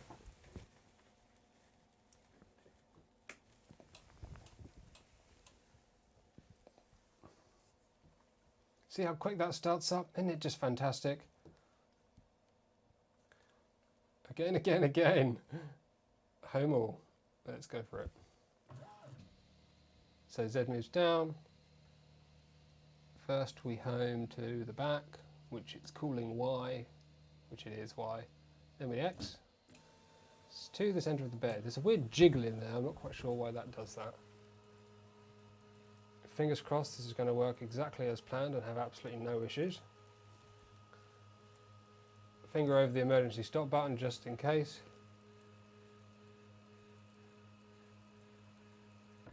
Ooh!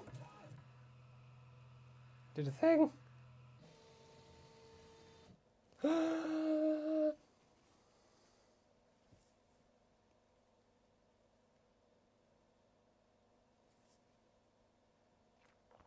Unholy mass. So we did a separate video doing quite a lot of the configuration stuff. Because I have the default configuration, this is like the easiest possible configuration because everything is already set up.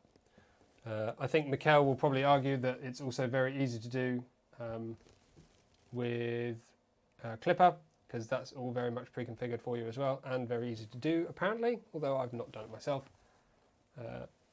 So yeah, pretty easy, not too much you have to think about. Just being a bit careful, and as I've kind of done here, test features one by one rather than just turning it on for the first time and going home all and hope for the best. We obviously got heaters and stuff still to do, so let's get to that.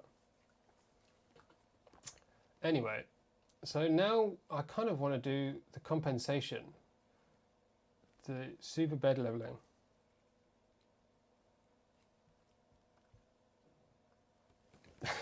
Shall we do it? Let's give it a go.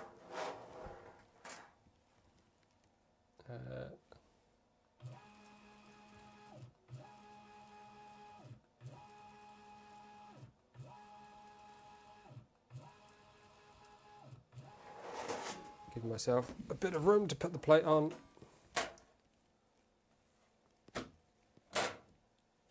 You know what would be really amazing? Something to align this sheet. Because in its default position, it's actually quite difficult to get because that doesn't protrude in front of the bed. So you have to like use your nails to get under it. I don't. Has anyone got a solution to that yet?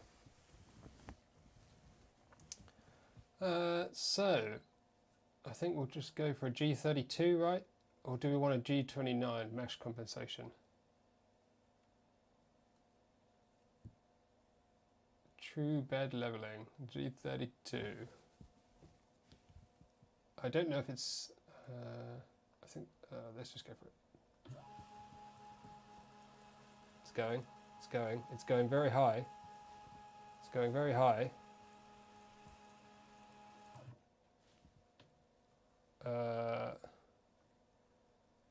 I ended that. Doesn't look like that's... That got very close, and I don't think that was quite how it was supposed to work. Does G32 require some pre-configuration?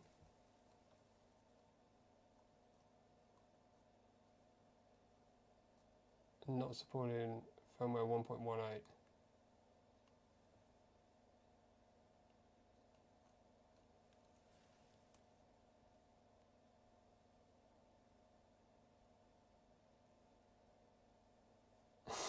It might have been close, but I think the probe hadn't deployed, so there was, and the probe was not above the bed, so there was no way it was going to trigger it. It hadn't moved anywhere, so I don't think that was quite what we wanted to do. By the looks of this, let's go find original G32.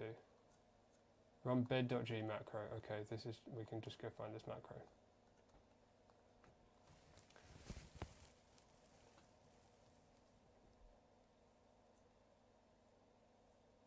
G30, P0, X5, Y5, probe near lead screw, probe near lead screw, probe near lead screw, and calibrate 3 motors.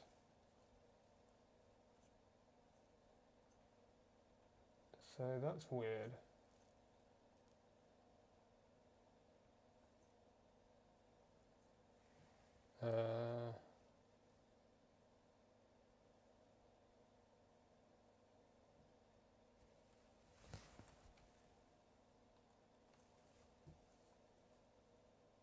So this didn't happen. That's at home.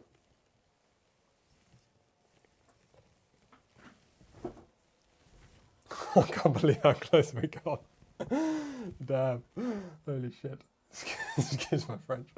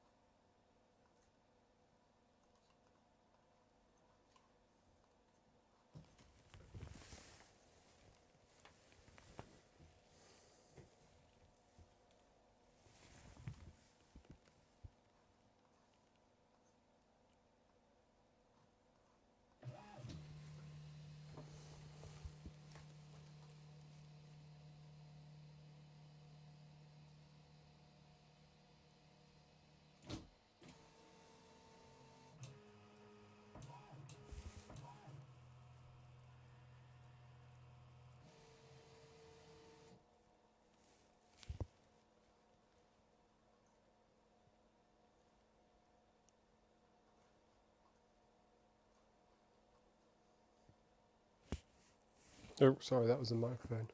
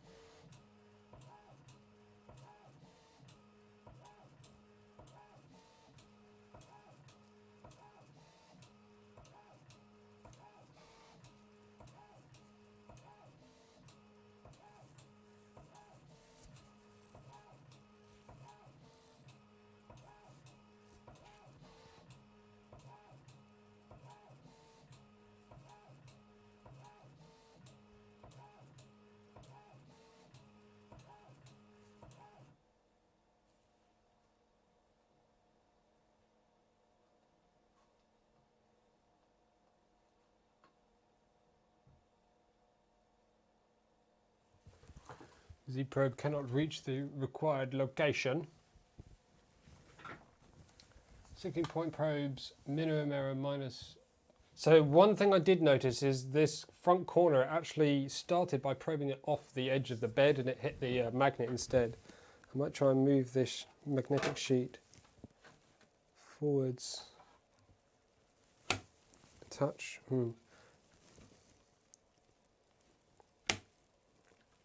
It's all a bit close.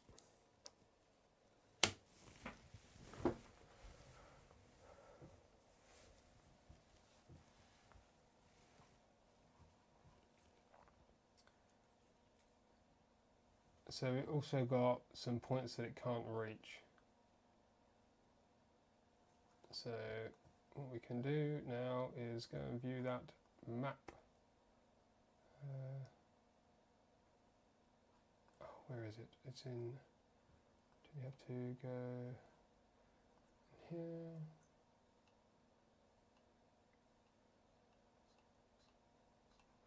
I thought there was like a view heat map leveling.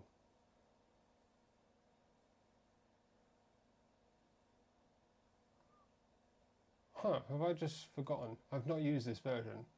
Maybe I've either forgotten or it doesn't exist.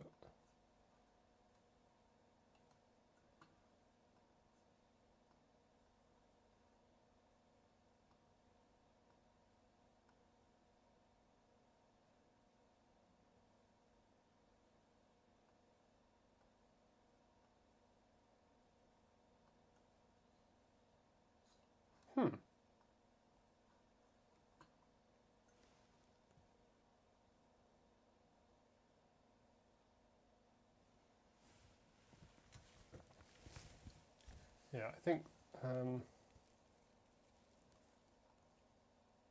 it's not a plugin, it's there by default.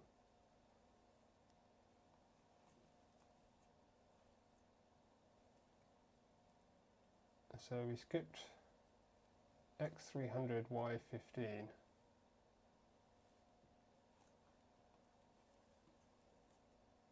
So let's go config.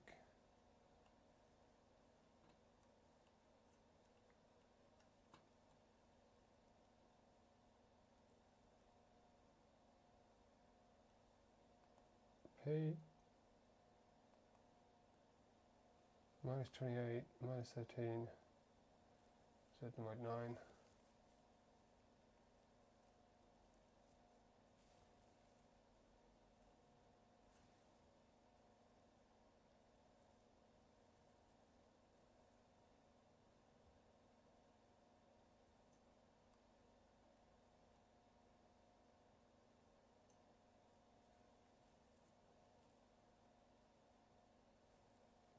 Z means close to the bed. So if we're more than 28 or 13 from the edge, then it won't do it. It won't probe that location. 30 to 300, 15 to 300. 13. So it can't get to 13 because we're, oh no, this is 15. I'd probably move it in a bit, to be honest.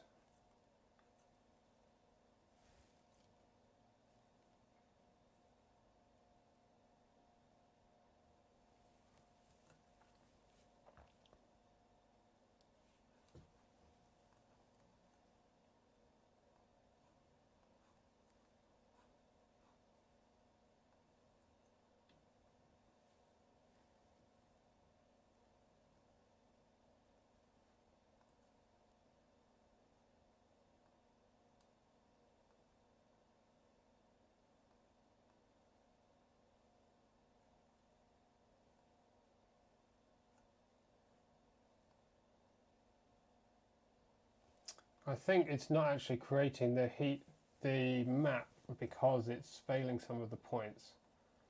I suspect that's the issue.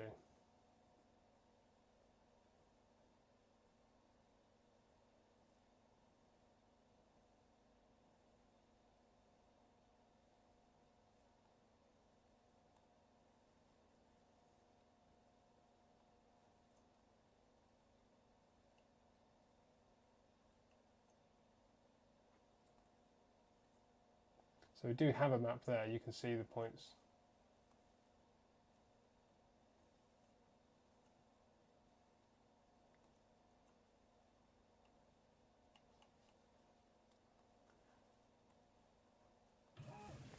Let's have another go.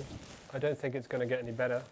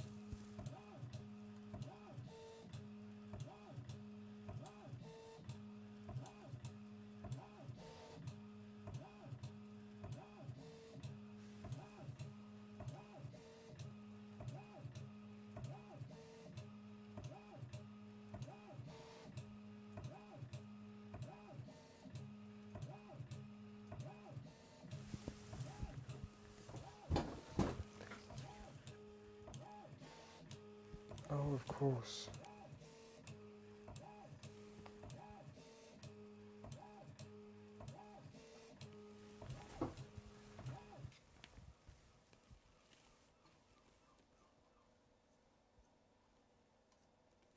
So I reckon we can, oh, not config, system config,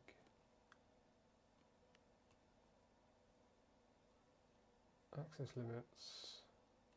So we can't get as far as 300 anyway. Because it has to be at least 28 less than 300. So if we take 30 off of that and make that 270, I mean, we could probably get to 280 because it goes to 310, shouldn't we? So we can get to 280 here. And this we can get to 290, 85, strictly speaking. I'm going to bring them down a bit though. 275, 270.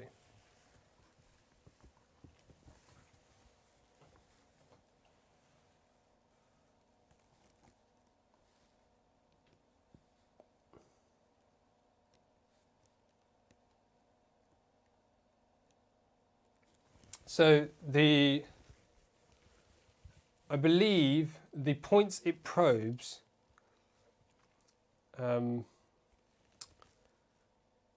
it's telling you the location to probe and not the location of the nozzle when it probes. So if you if you try and get the probe to probe at the maximum location of the nozzle, it won't be able to get there because it's offset from the nozzle. Does that make sense? So you have to have an area inside, and it will be offset based on the offset between the nozzle and the BL touch.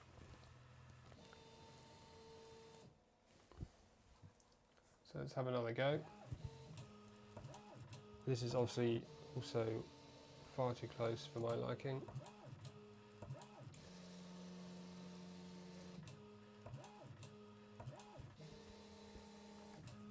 There you go, lead screw adjustment made, G32.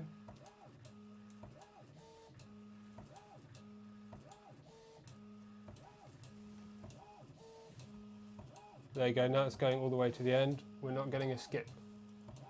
So we should get our full 5x5.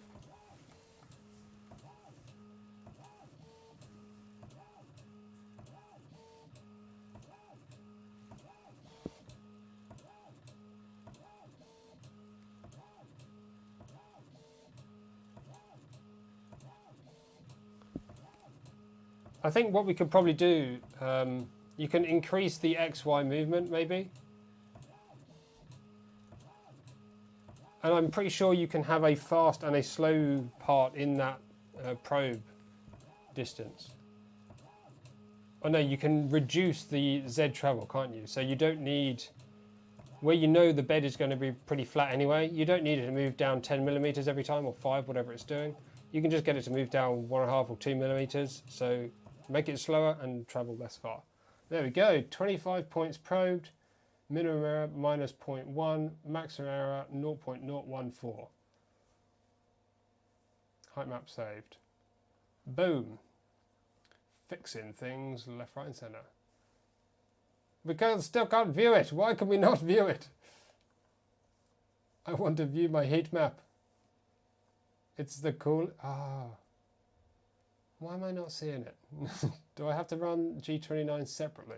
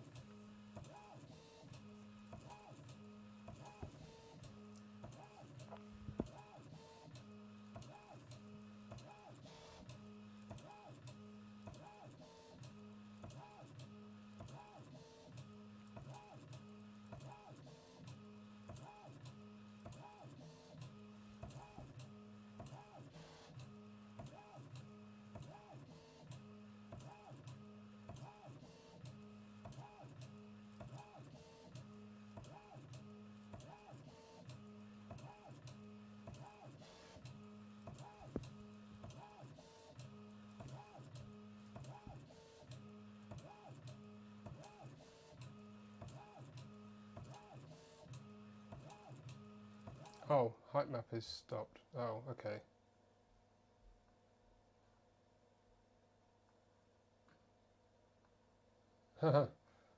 Thank you, and apologies to whoever made the suggestion. I said they were wrong.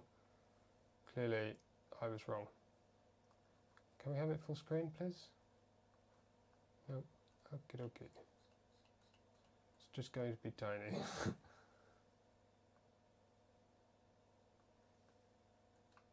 So this is weird because it should really probe. Everything's negative because it's basing it, I think, off a point over here. Yeah. Rather than the middle. Yeah, it's pretty flat, isn't it?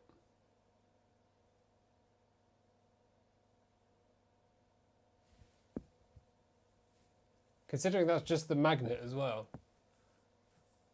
Oh no, it's not just the magnet, that has the sheet as well.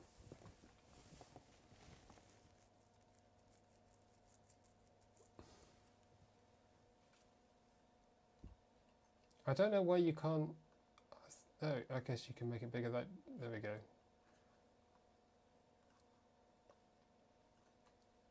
Nice big heat map. Pretty fancy, eh? I mean, this one's a bit far off. Minus 0.109 millimeters.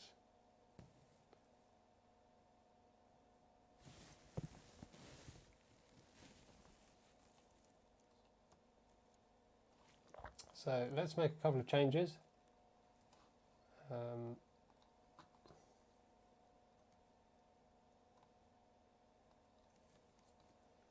This is, in my opinion, a little bit close for comfort, I think.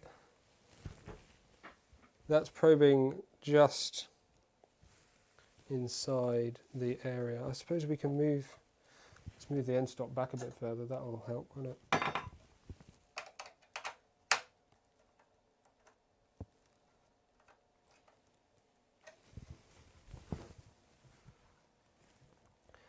Mikkel, I've not even tightened the hot end yet. Calm your beans. Oh, we should do another sponsor thing. So I think I've only done one this evening, right? And it's 20 minutes until the end, approximately. It'll just be 2 minutes. I'm probably going to leave the room in the meantime, so I might not be back when it comes back. But I shall be back very shortly after. If that makes any sense at all. So I'll see you in 2 minutes after this quick message from today's sponsors. This live stream would not have been possible without our sponsors, RatRig, Duet 3D and 3D Printz. The Duet 3 Mini 5 Plus balances value and performance. It's focused on small and medium-sized machines for those that want the quality and reliability of a Duet control board but don't want the high price or high power output of the full-size Duet 3 mainboard. The Mini 5 Plus provides 5 onboard drivers and the normal complement of heaters, fans, I/O, etc. There are Wi-Fi and Ethernet variants with the option of using a single board computer, like a Raspberry Pi, for control, in the same manner as you might with other Duet 3 boards. 3D Printz is a UK-based filament supplier, but in recent times have become so much more. They're now a great destination for finding name brand components from all over the world, such as the Antlabs BL Touch, Wham Bam Systems, flexible build plates, 3D Gloop, Magico, Bondtech, Slice Engineering, and more. If you're in the UK and Europe, and maybe further afield too, you might want to check out their shop for your next printer upgrade. In the UK, you'll also be able to take advantage of their free shipping for orders over £50. Ratrig is a company that you may not have heard of yet, but if you're into DIY 3D printers, or camera sliders, then we're going to change that today. The VCore 3 is a fully configurable CoreXY 3D printer kit. It's gone through several iterations over the years, and all the knowledge and lessons learned have been distilled into the VCore 3. MGN linear rails, low vibration idlers, robust 3030 extrusion frame and 9mm belts are just some of the key selling points. Today I'm looking at the 300mm cube default configuration, but it's also available in 400mm and 500mm cubes for those that like their printers big, and with lots of configuration options too. Keep watching to find out more, or if you need more details immediately, you can find the links in the video description.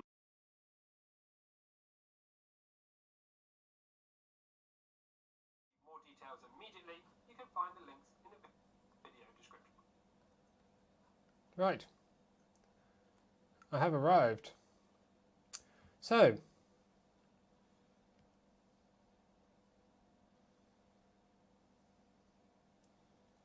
oh yeah, we've got to do PID.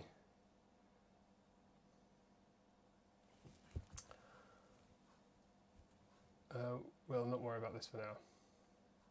So, delve into the config. We got configure the chosen carriage. The following step defines heating elements. The actual PID settings are commented out here only to show where those can be set. M308 S1 P temporal 1 Y thermistor T.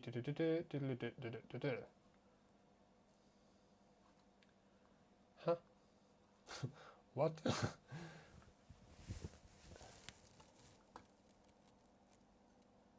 Is that how that's supposed to look? Or is that an example?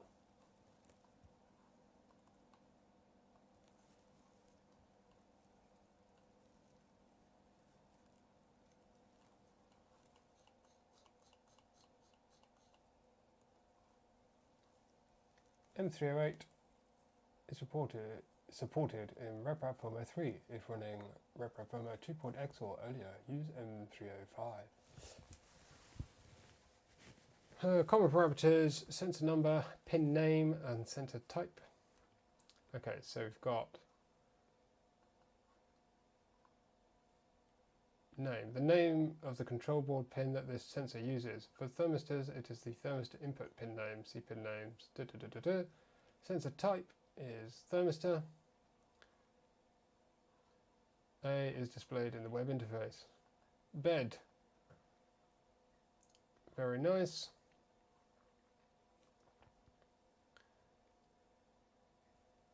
Create the bed heater output on output 5 and map it to sensor 0.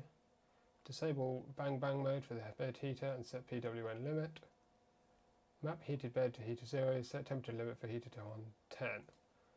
Run bed PID tune. Below is an example for 300 bed. Are they saying that's an example of how to run PID, or that's an example of... Let's just look it up.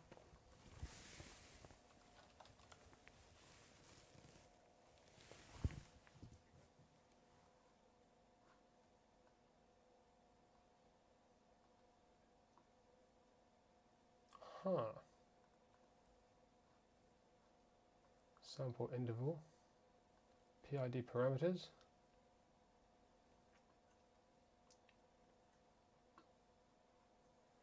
PID parameters are computed automatically when M307 command is used to define the heater model, or from the default heater model if no M307 command is provided.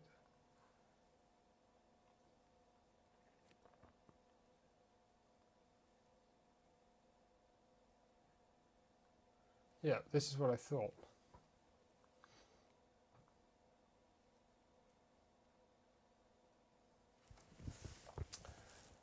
Oh, by the way, for anyone, I'm really bad at reminding people of this. There's a voucher code in the description below.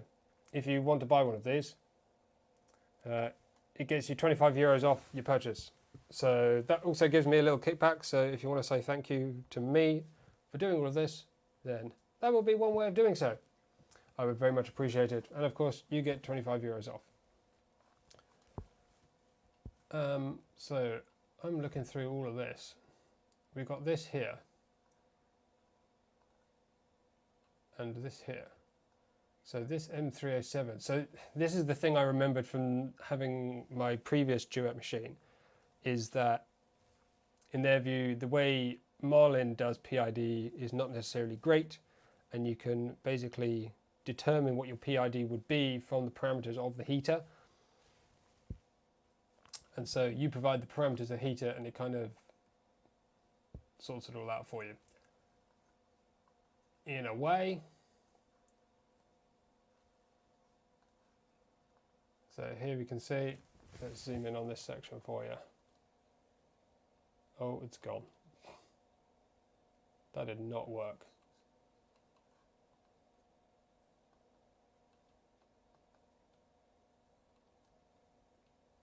It just disappears. So it says PID parameters are computed automatically when the M307 command is used to define the heater model, or from the default heater model if no M307 command is provided. You can use M301 to override those computed PID parameters, but this is not recommended because it prevents RepRap firmware from using different PID parameters depending on the heating phase. There you go. So, M307. Set or report heating process parameters. H is the heater number. A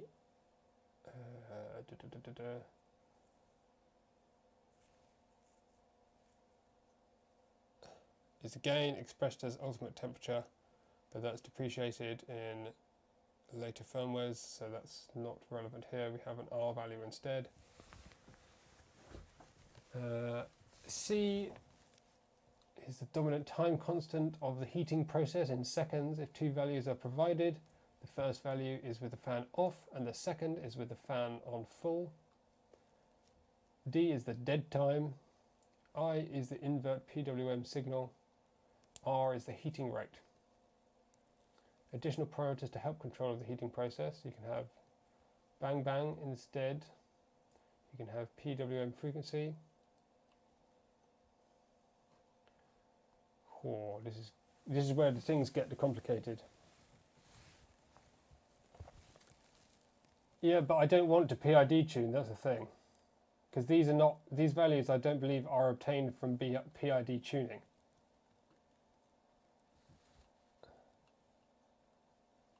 They're physical parameters of the design of the heating system, of the heater, I believe. And it auto finds PID based on that.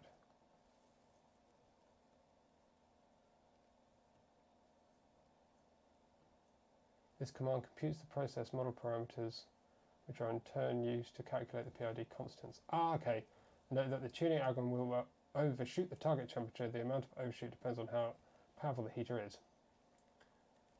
Okay, so M303 doesn't work, is not like the Marlin kind which gives you your constants. It computes the values for the model.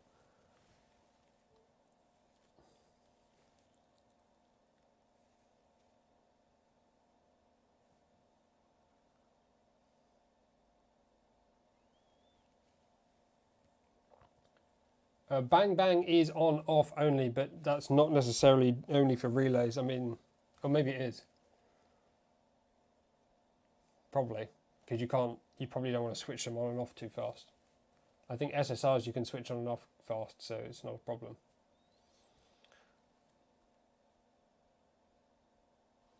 So it is M303 that I want to run.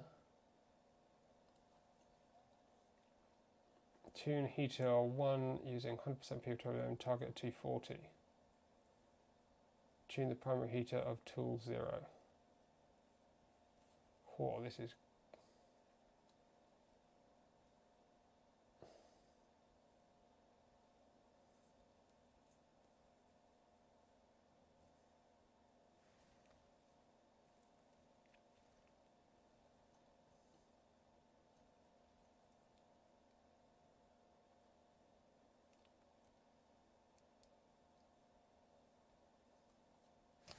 Okay, this is so complicated, isn't it?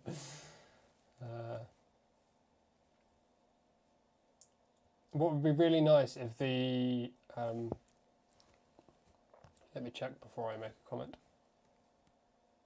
Yeah, it'd be great if there were some G-codes which we could set up as macros, so we don't have to work all these out. So I want mostly this. But I think my heater 0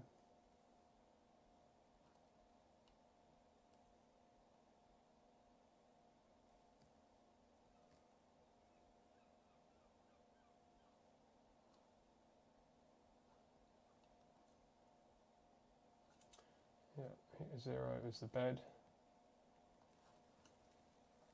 Whew.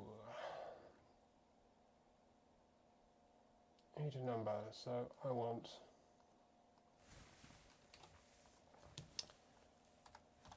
heater 0, so that's the bed. PWM 0 and 1, you should normally use full power, so 1, P1. So I mean it defaults to 1, so you can, I think you can not have it. Target temperature, we don't want 240, that's going to be a bit much on the bed. I guess we'll do 110. Oh, let's do 100.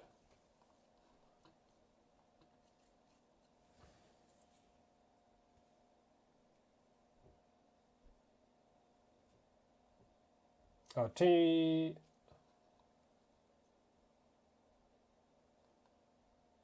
what?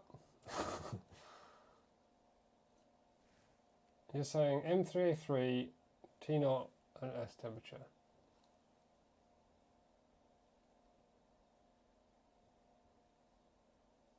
Okay, well we'll do this. T0, oh, the primary tool 0 is, okay. That would be for the hot end. What am I doing? Trying to move my hand. Idiot. Let's, no, wrong way.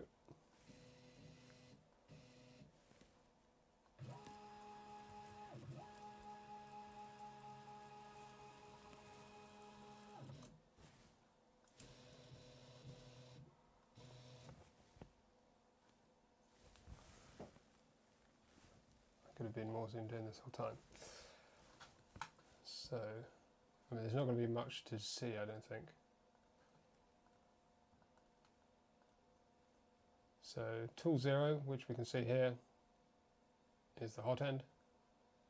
And temperature tune at 205, that's a bit cold. Let's do at least 215 for PLA.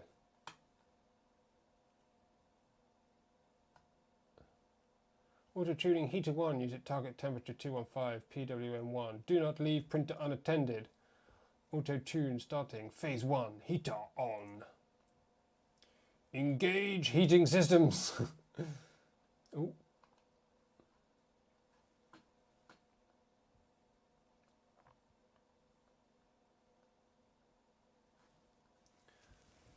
So I'm assuming we're going to get a fan turn on at some point. Oh, it's on. That's not very... it's not very odd, is it?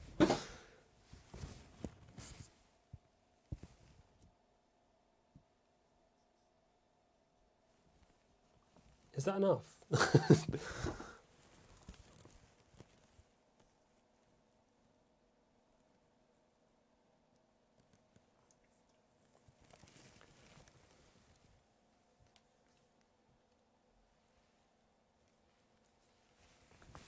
So, it's 3 minutes to 10. So this will be the last thing we do today.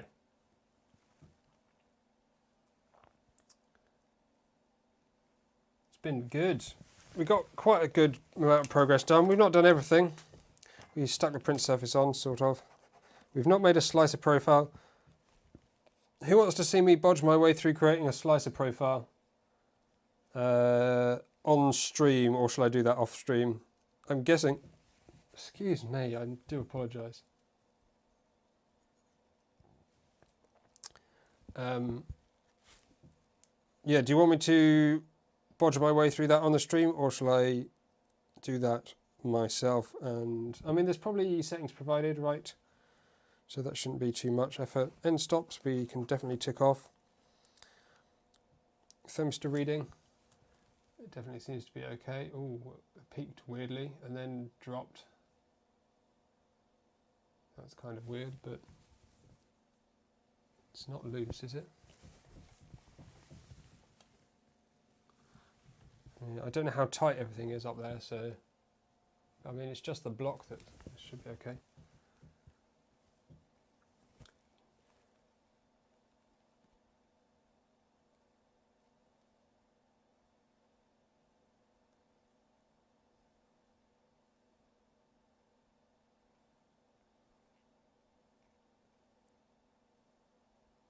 We only got 38 likes. 37. Oh, back up to 38. Yeah, this does seem weirdly strange, doesn't it? I'm guessing it's doing the right thing. It's tuning. It says it's not failed. It's not red hot. It's not smoking.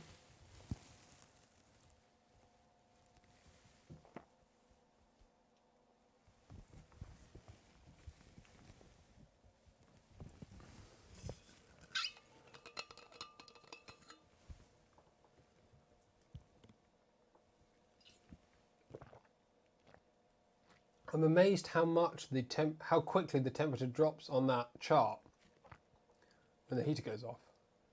It drops like an absolute stone.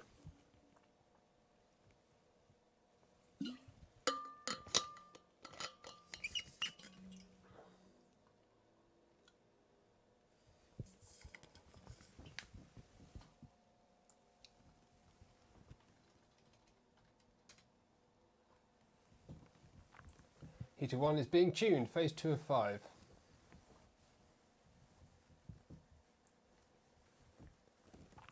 It's not just the aluminium though, because if you think about it, once that block's up to temperature, it's just the emission of that thermal energy.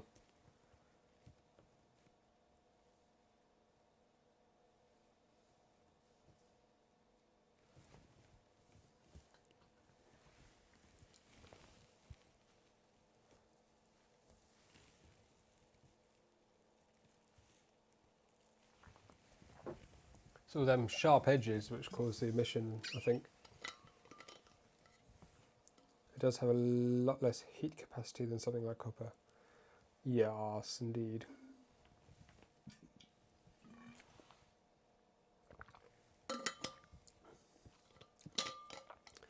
I could maybe, I don't know, maybe I'll put a dragon on this at some point. There's so many things I could do. Well, there's so many things I could attempt to do.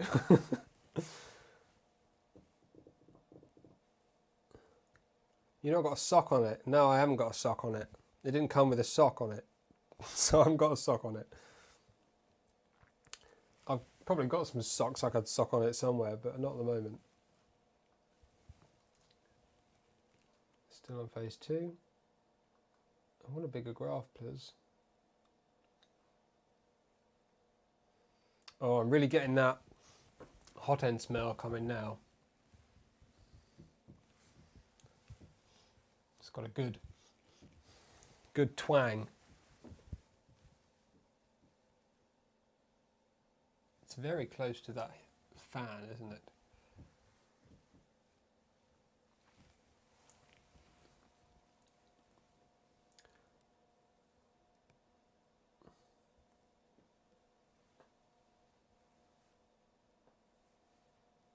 Socks do help retaining heat, yeah. Which is true, but does it need to? Maybe. I mean, I do have socks on everything else, so I mean, I'm not saying I'm not going to use one. In fact, I don't on the Prusa. I do on the Hemera. And the Coralities and stuff all come with socks and stuff now. The Artillery has a sock on it. The E3D V6, I don't know if that has. And the CR6, I can't remember if that does. Is the cooling fan running? Should it be?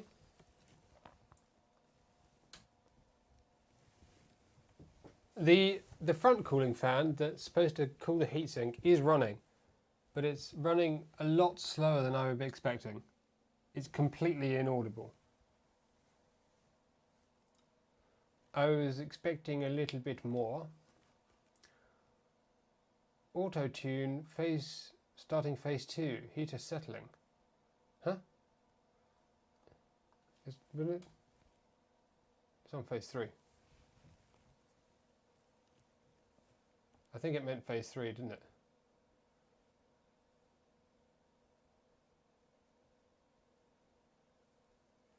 These numbers in this just don't line up. It says starting phase 1, heater 1 is being tuned phase 2. And then auto tune is starting phase 2 and it says it's phase 3.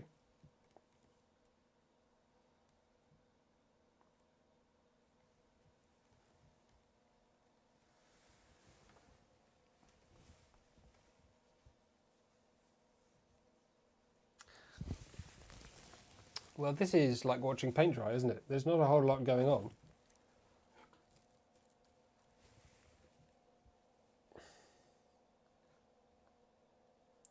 Okay, now you can see me too. Hello.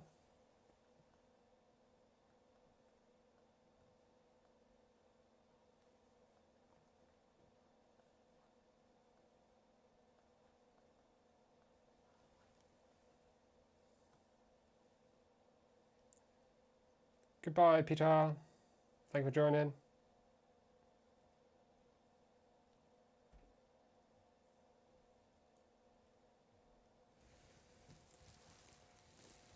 It is doing the thing. It's just not rushing, is it?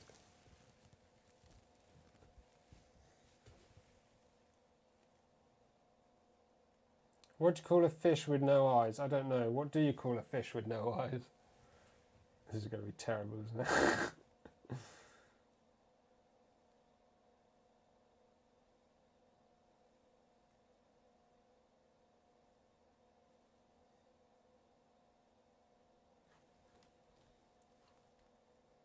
Say we can't see that temperature chart a little larger. Maybe you can, I just don't know how.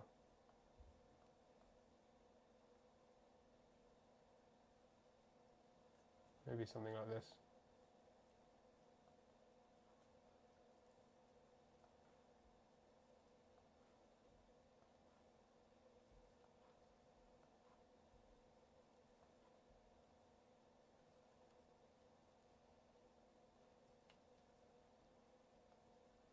Who knows?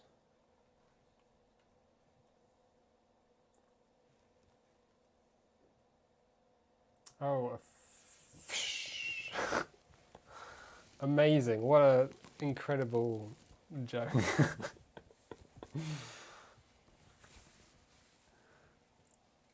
I don't really do jokes. I joke about things, like when things are happening, but I don't just summon jokes out of nowhere. Got a memory like a fish, or a fish, as we experienced earlier. So, memorizing things is not really doable. PID tuning is not riveting. Riveting is where you insert rivets into something and use a rivet gun. And we're not doing that. I don't have a rivet gun. Yeah, it's a bit like watching paint dry. I'm glad I did this on stream, because this is amazing content. This is real next level entertainment here, folks. You're not going to get this anywhere else.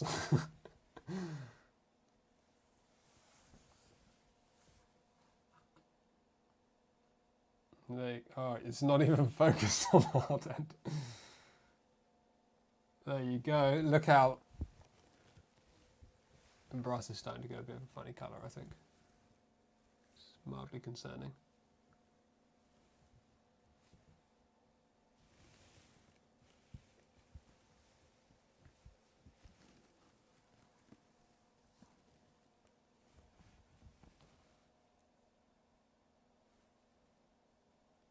And you can't leave it. You must stay just in case. I am. I'm not going anywhere.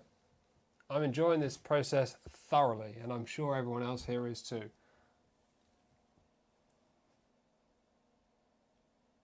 Oh, Kenneth got bitten. Kevin, what was your foul language? Oh, Fabio used some foul language as well. Oh, you used the word ass. Oh dear.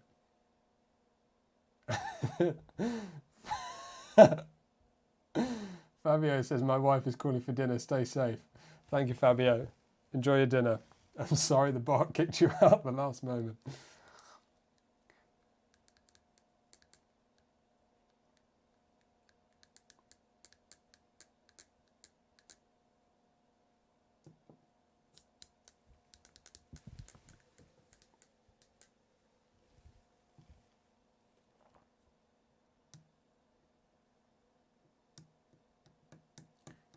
If we can try and limit the swearing of any culture, that would be great.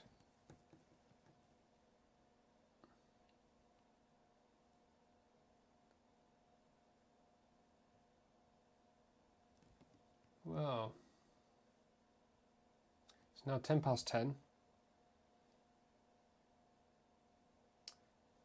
Oh, while we're here then, oh, here we go. Part cooling fan is coming on. No, tightening nozzle needs to happen at like really high temperature, like 270, 280, rather than during a PID. You also don't want to touch it during a PID cycle because that will obviously affect the thermal properties of that little system, such as being basically an enormous heat sink as soon as you attach tools to it. But that does obviously need to be done before printing. What I was going to ask is, does anyone have any things they want me to look over or comments they want to see in the review? Obviously not, I'm not going to say, oh, this is good, but if you want to know more about something in the review or my thoughts on it. Because I have agreed to do a review of this, so it'll take a little while probably.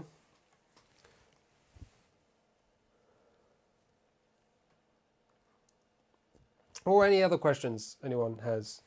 I'm open, fully open to questions at the moment because I'm not doing a whole lot else, as you can see. Or not see, you can't see me, which is maybe the best. Hello. It's weird having the camera and screen in totally different places. I can't look at the right thing.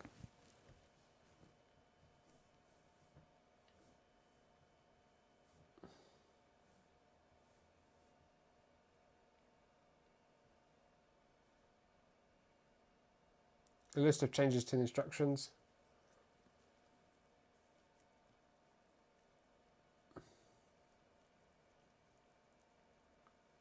The changes to instructions I probably won't put in the review, to be totally honest. I'll either just submit those to RapRig, or I think Pavel wrote all the instructions anyway, and he's been here for most of the stream, so if there's any adjustments he feels are suitable, then I guess he can make them anyway. Simon says, I've sent a bunch of fixes for, I'm guessing that's RRF, to Pavel to implement for the default config. Thank you, Simon. Good work. Very much appreciate that. Always glad to help find some issues by muddling around, attempting to do things. Oh, Andrew's got a joke here. What's the difference between a weasel and a stoat? I have no idea, but be careful with the answer, just in case the bot bans you.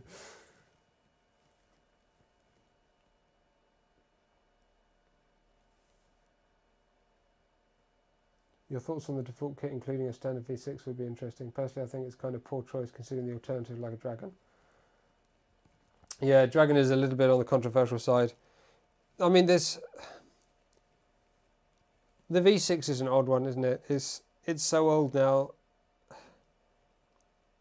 Can you argue that a product gets worse over time?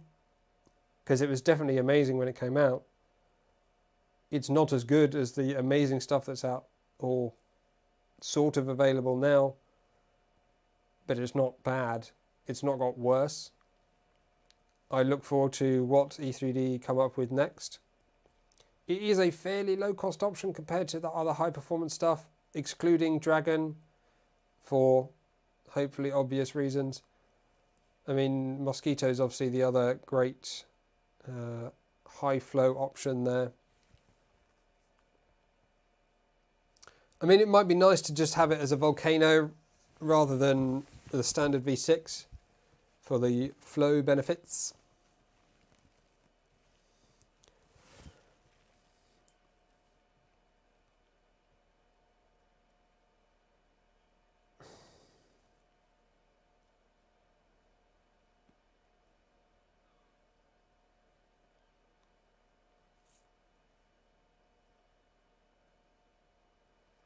Can argue that high flow hardening should be the default for a machine like this, and the V6 Volcano is not up to par.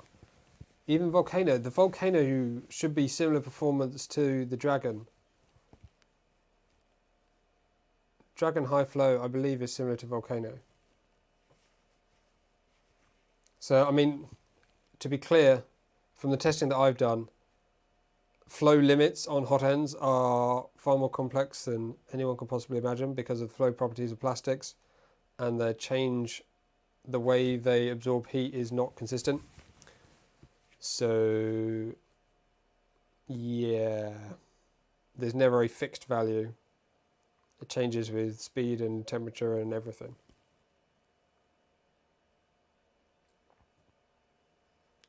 Yeah, because obviously the Volcano is obviously just kind of an add-on to the V6. It's using those standard parts and just bolting a bigger block on the bottom. Same with the Super Volcano, that gets even more scary.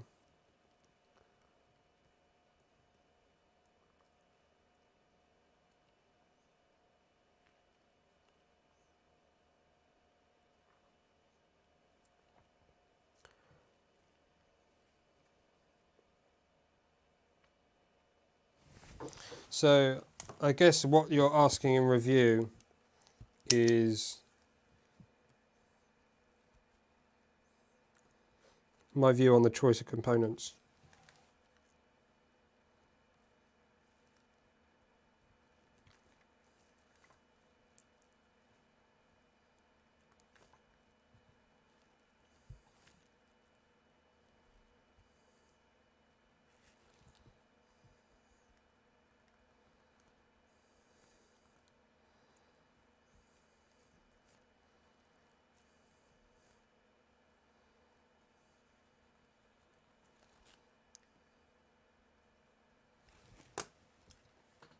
How are we doing with the old testaroonies?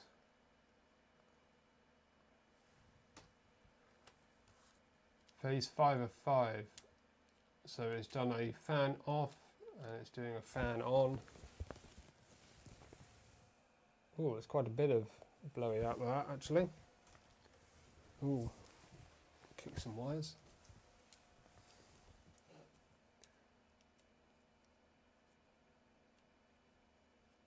After using a sliced Mosquito, I couldn't imagine going back to a V6.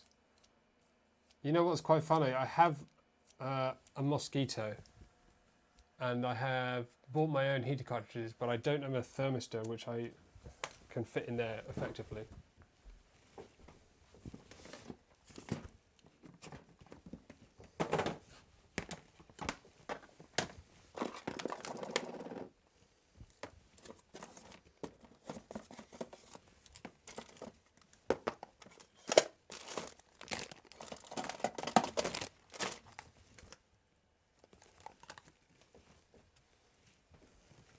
Here you go, let's do a little bit of show and tell, because why the hell not? Oh, that's a screwdriver.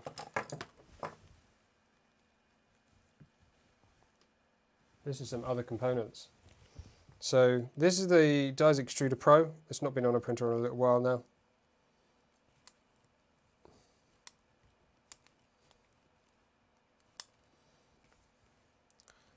And this is their high performance, supposedly hot end.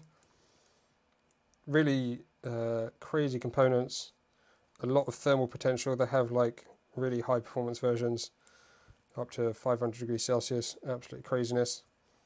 Unfortunately, being a very small block and small hot end, the fan is really loud because of the really small heatsink, and I've had it out of shot the whole time.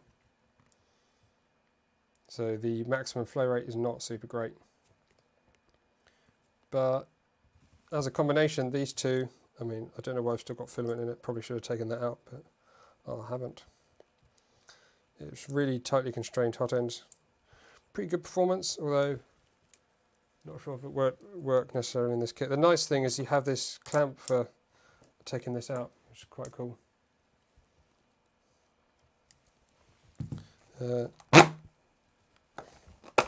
This is the Slice Mosquito. So yeah, I don't know what thermistors fit in there. Does the standard V6 thermistor fit in? Have the fan. Got some random heaters I can stick on it, but never actually used it. Still brand new.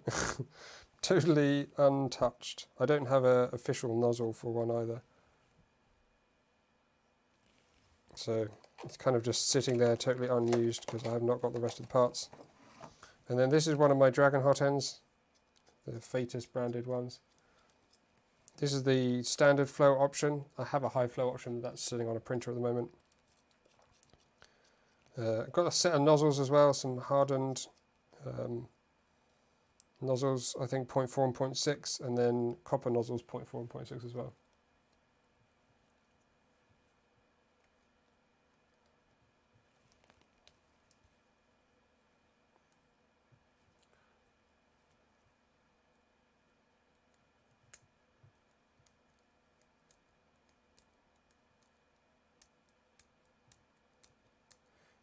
Nothing really fits in the Mosquito one.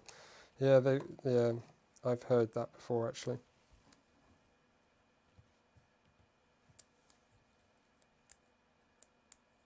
Boron nitride paste. I don't know if I have any boron nitride paste either to be able to do it. Still doing last phase.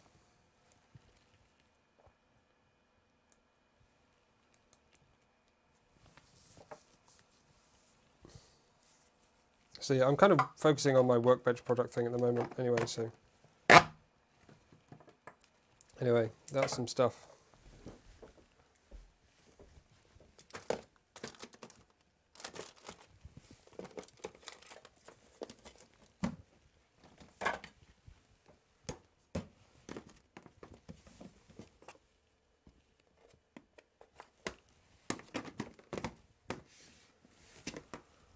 Of course, if I did add a sock to this hot end now, I would have to redo this tuning thing because obviously that will affect the heat loss.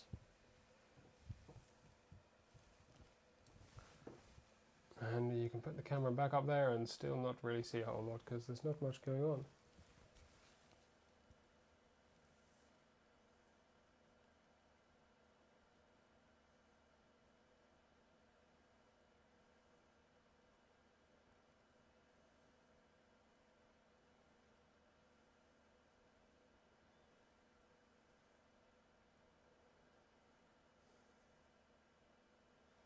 This is the longest hot end tune I think I've ever done.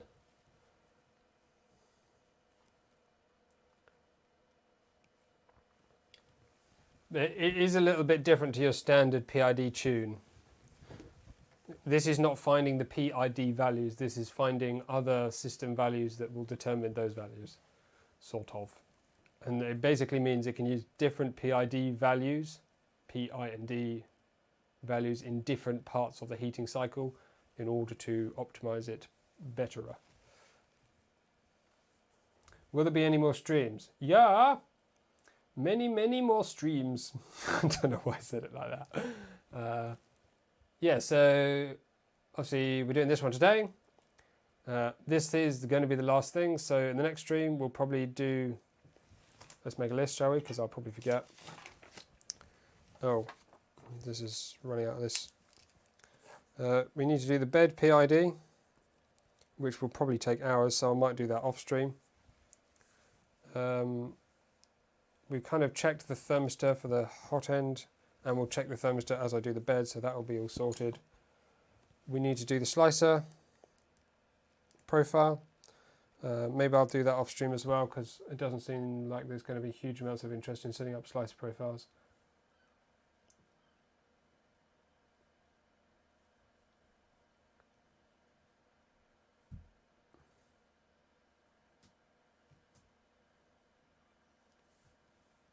I think we can aim for first print on the next stream, yes.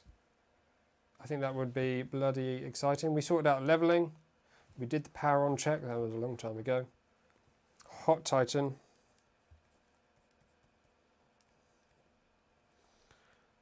Does anyone see Hot Titan done on stream? It's not difficult, is it? I'm sure lots of people have done that before. E3D's guide, I think, is fairly simple on how that works.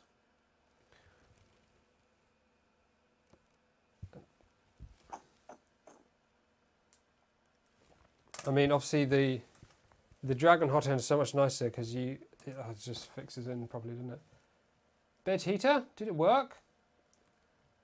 I didn't do it at the same time. Bed heater's not been enabled yet, so we've got to do the tune on the bed heater before we set that up. Well, this is hopefully going to finish soon. I need to work out what commands we're going to do after this is done.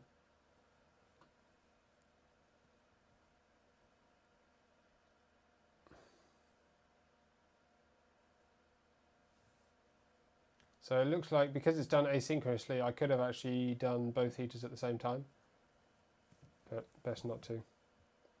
I think just because you get a lot of warm air off the print, I think that's probably realistic though, isn't it, for when you're printing. How long is this taking? What is it trying to do?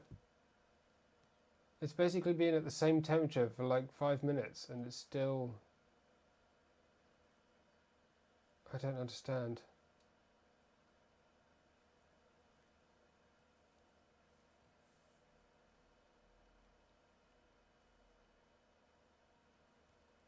Yeah, I've had that problem before. I think it does work. It did heat up. So if we recall when I tested it before, it started heating, but it didn't heat fast enough. And that would be because the parameters, I think, are not set correctly. But the fact that it did heat, even though the little LED didn't come on, or maybe by the time I looked, it had already gone off. Yes, you'd switch the DC side.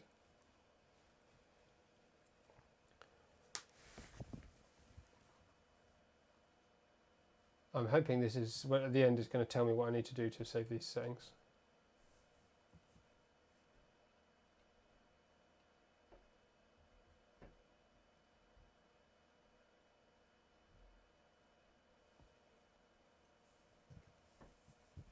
Ah, Extruder Direction. Very good idea.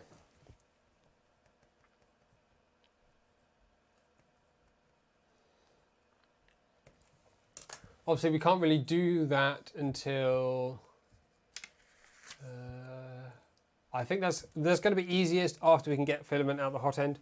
I mean, we could do it now probably, but definitely going to be easiest when we can actually just put some filament in and see if it goes the right way.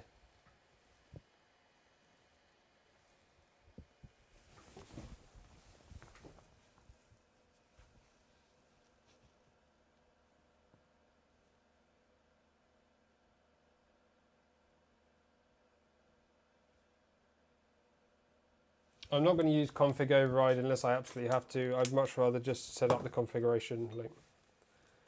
Config override is a bit of a cheat in my eyes.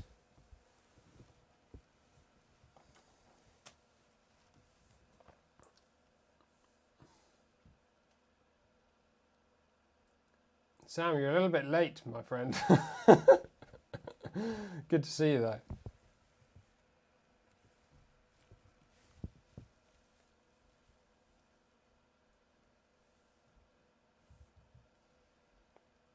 We're just currently going through the world's slowest PI. It's literally been the same temperature pretty much for the entire graph. What is it doing?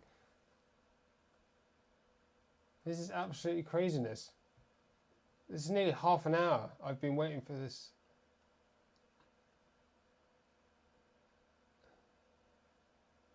$21.56. More than half an hour.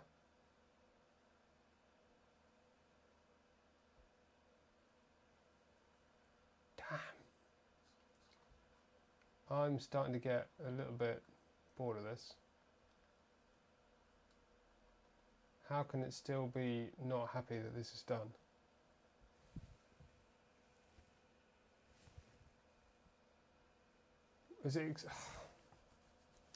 It's obviously expecting it to cool down to a point or heat up to a point, and it's just going nowhere. It is hot. It is the temperature it says.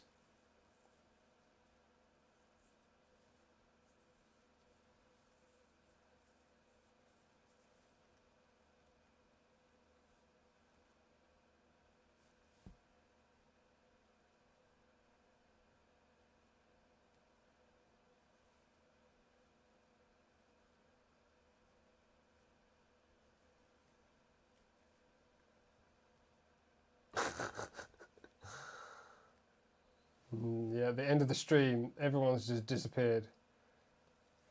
This is actually silly, isn't it?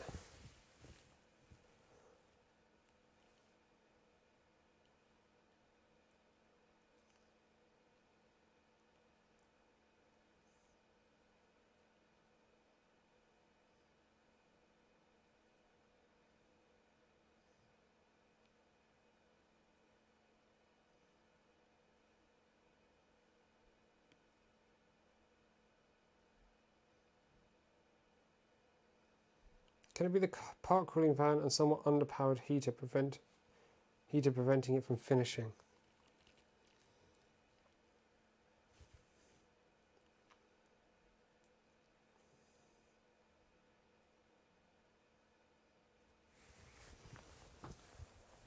I don't think it's trying to heat up. I think it's measuring its cooling rate, which is why the fan is on. But I think it's found a very unlikely equilibrium.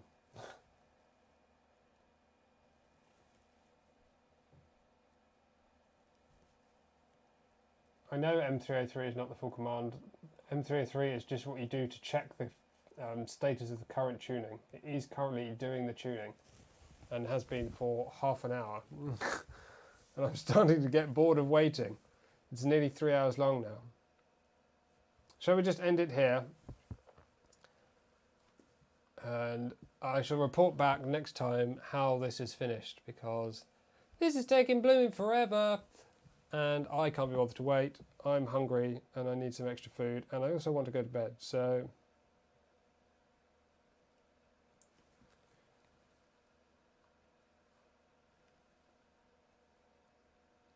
maybe I'll have a go another time off stream and I shall report back on the next one, which might be on the weekend. It might not. We shall find out later. So, thank you everyone for joining. Very good to see you all, and hopefully this has been useful for those following along with the build.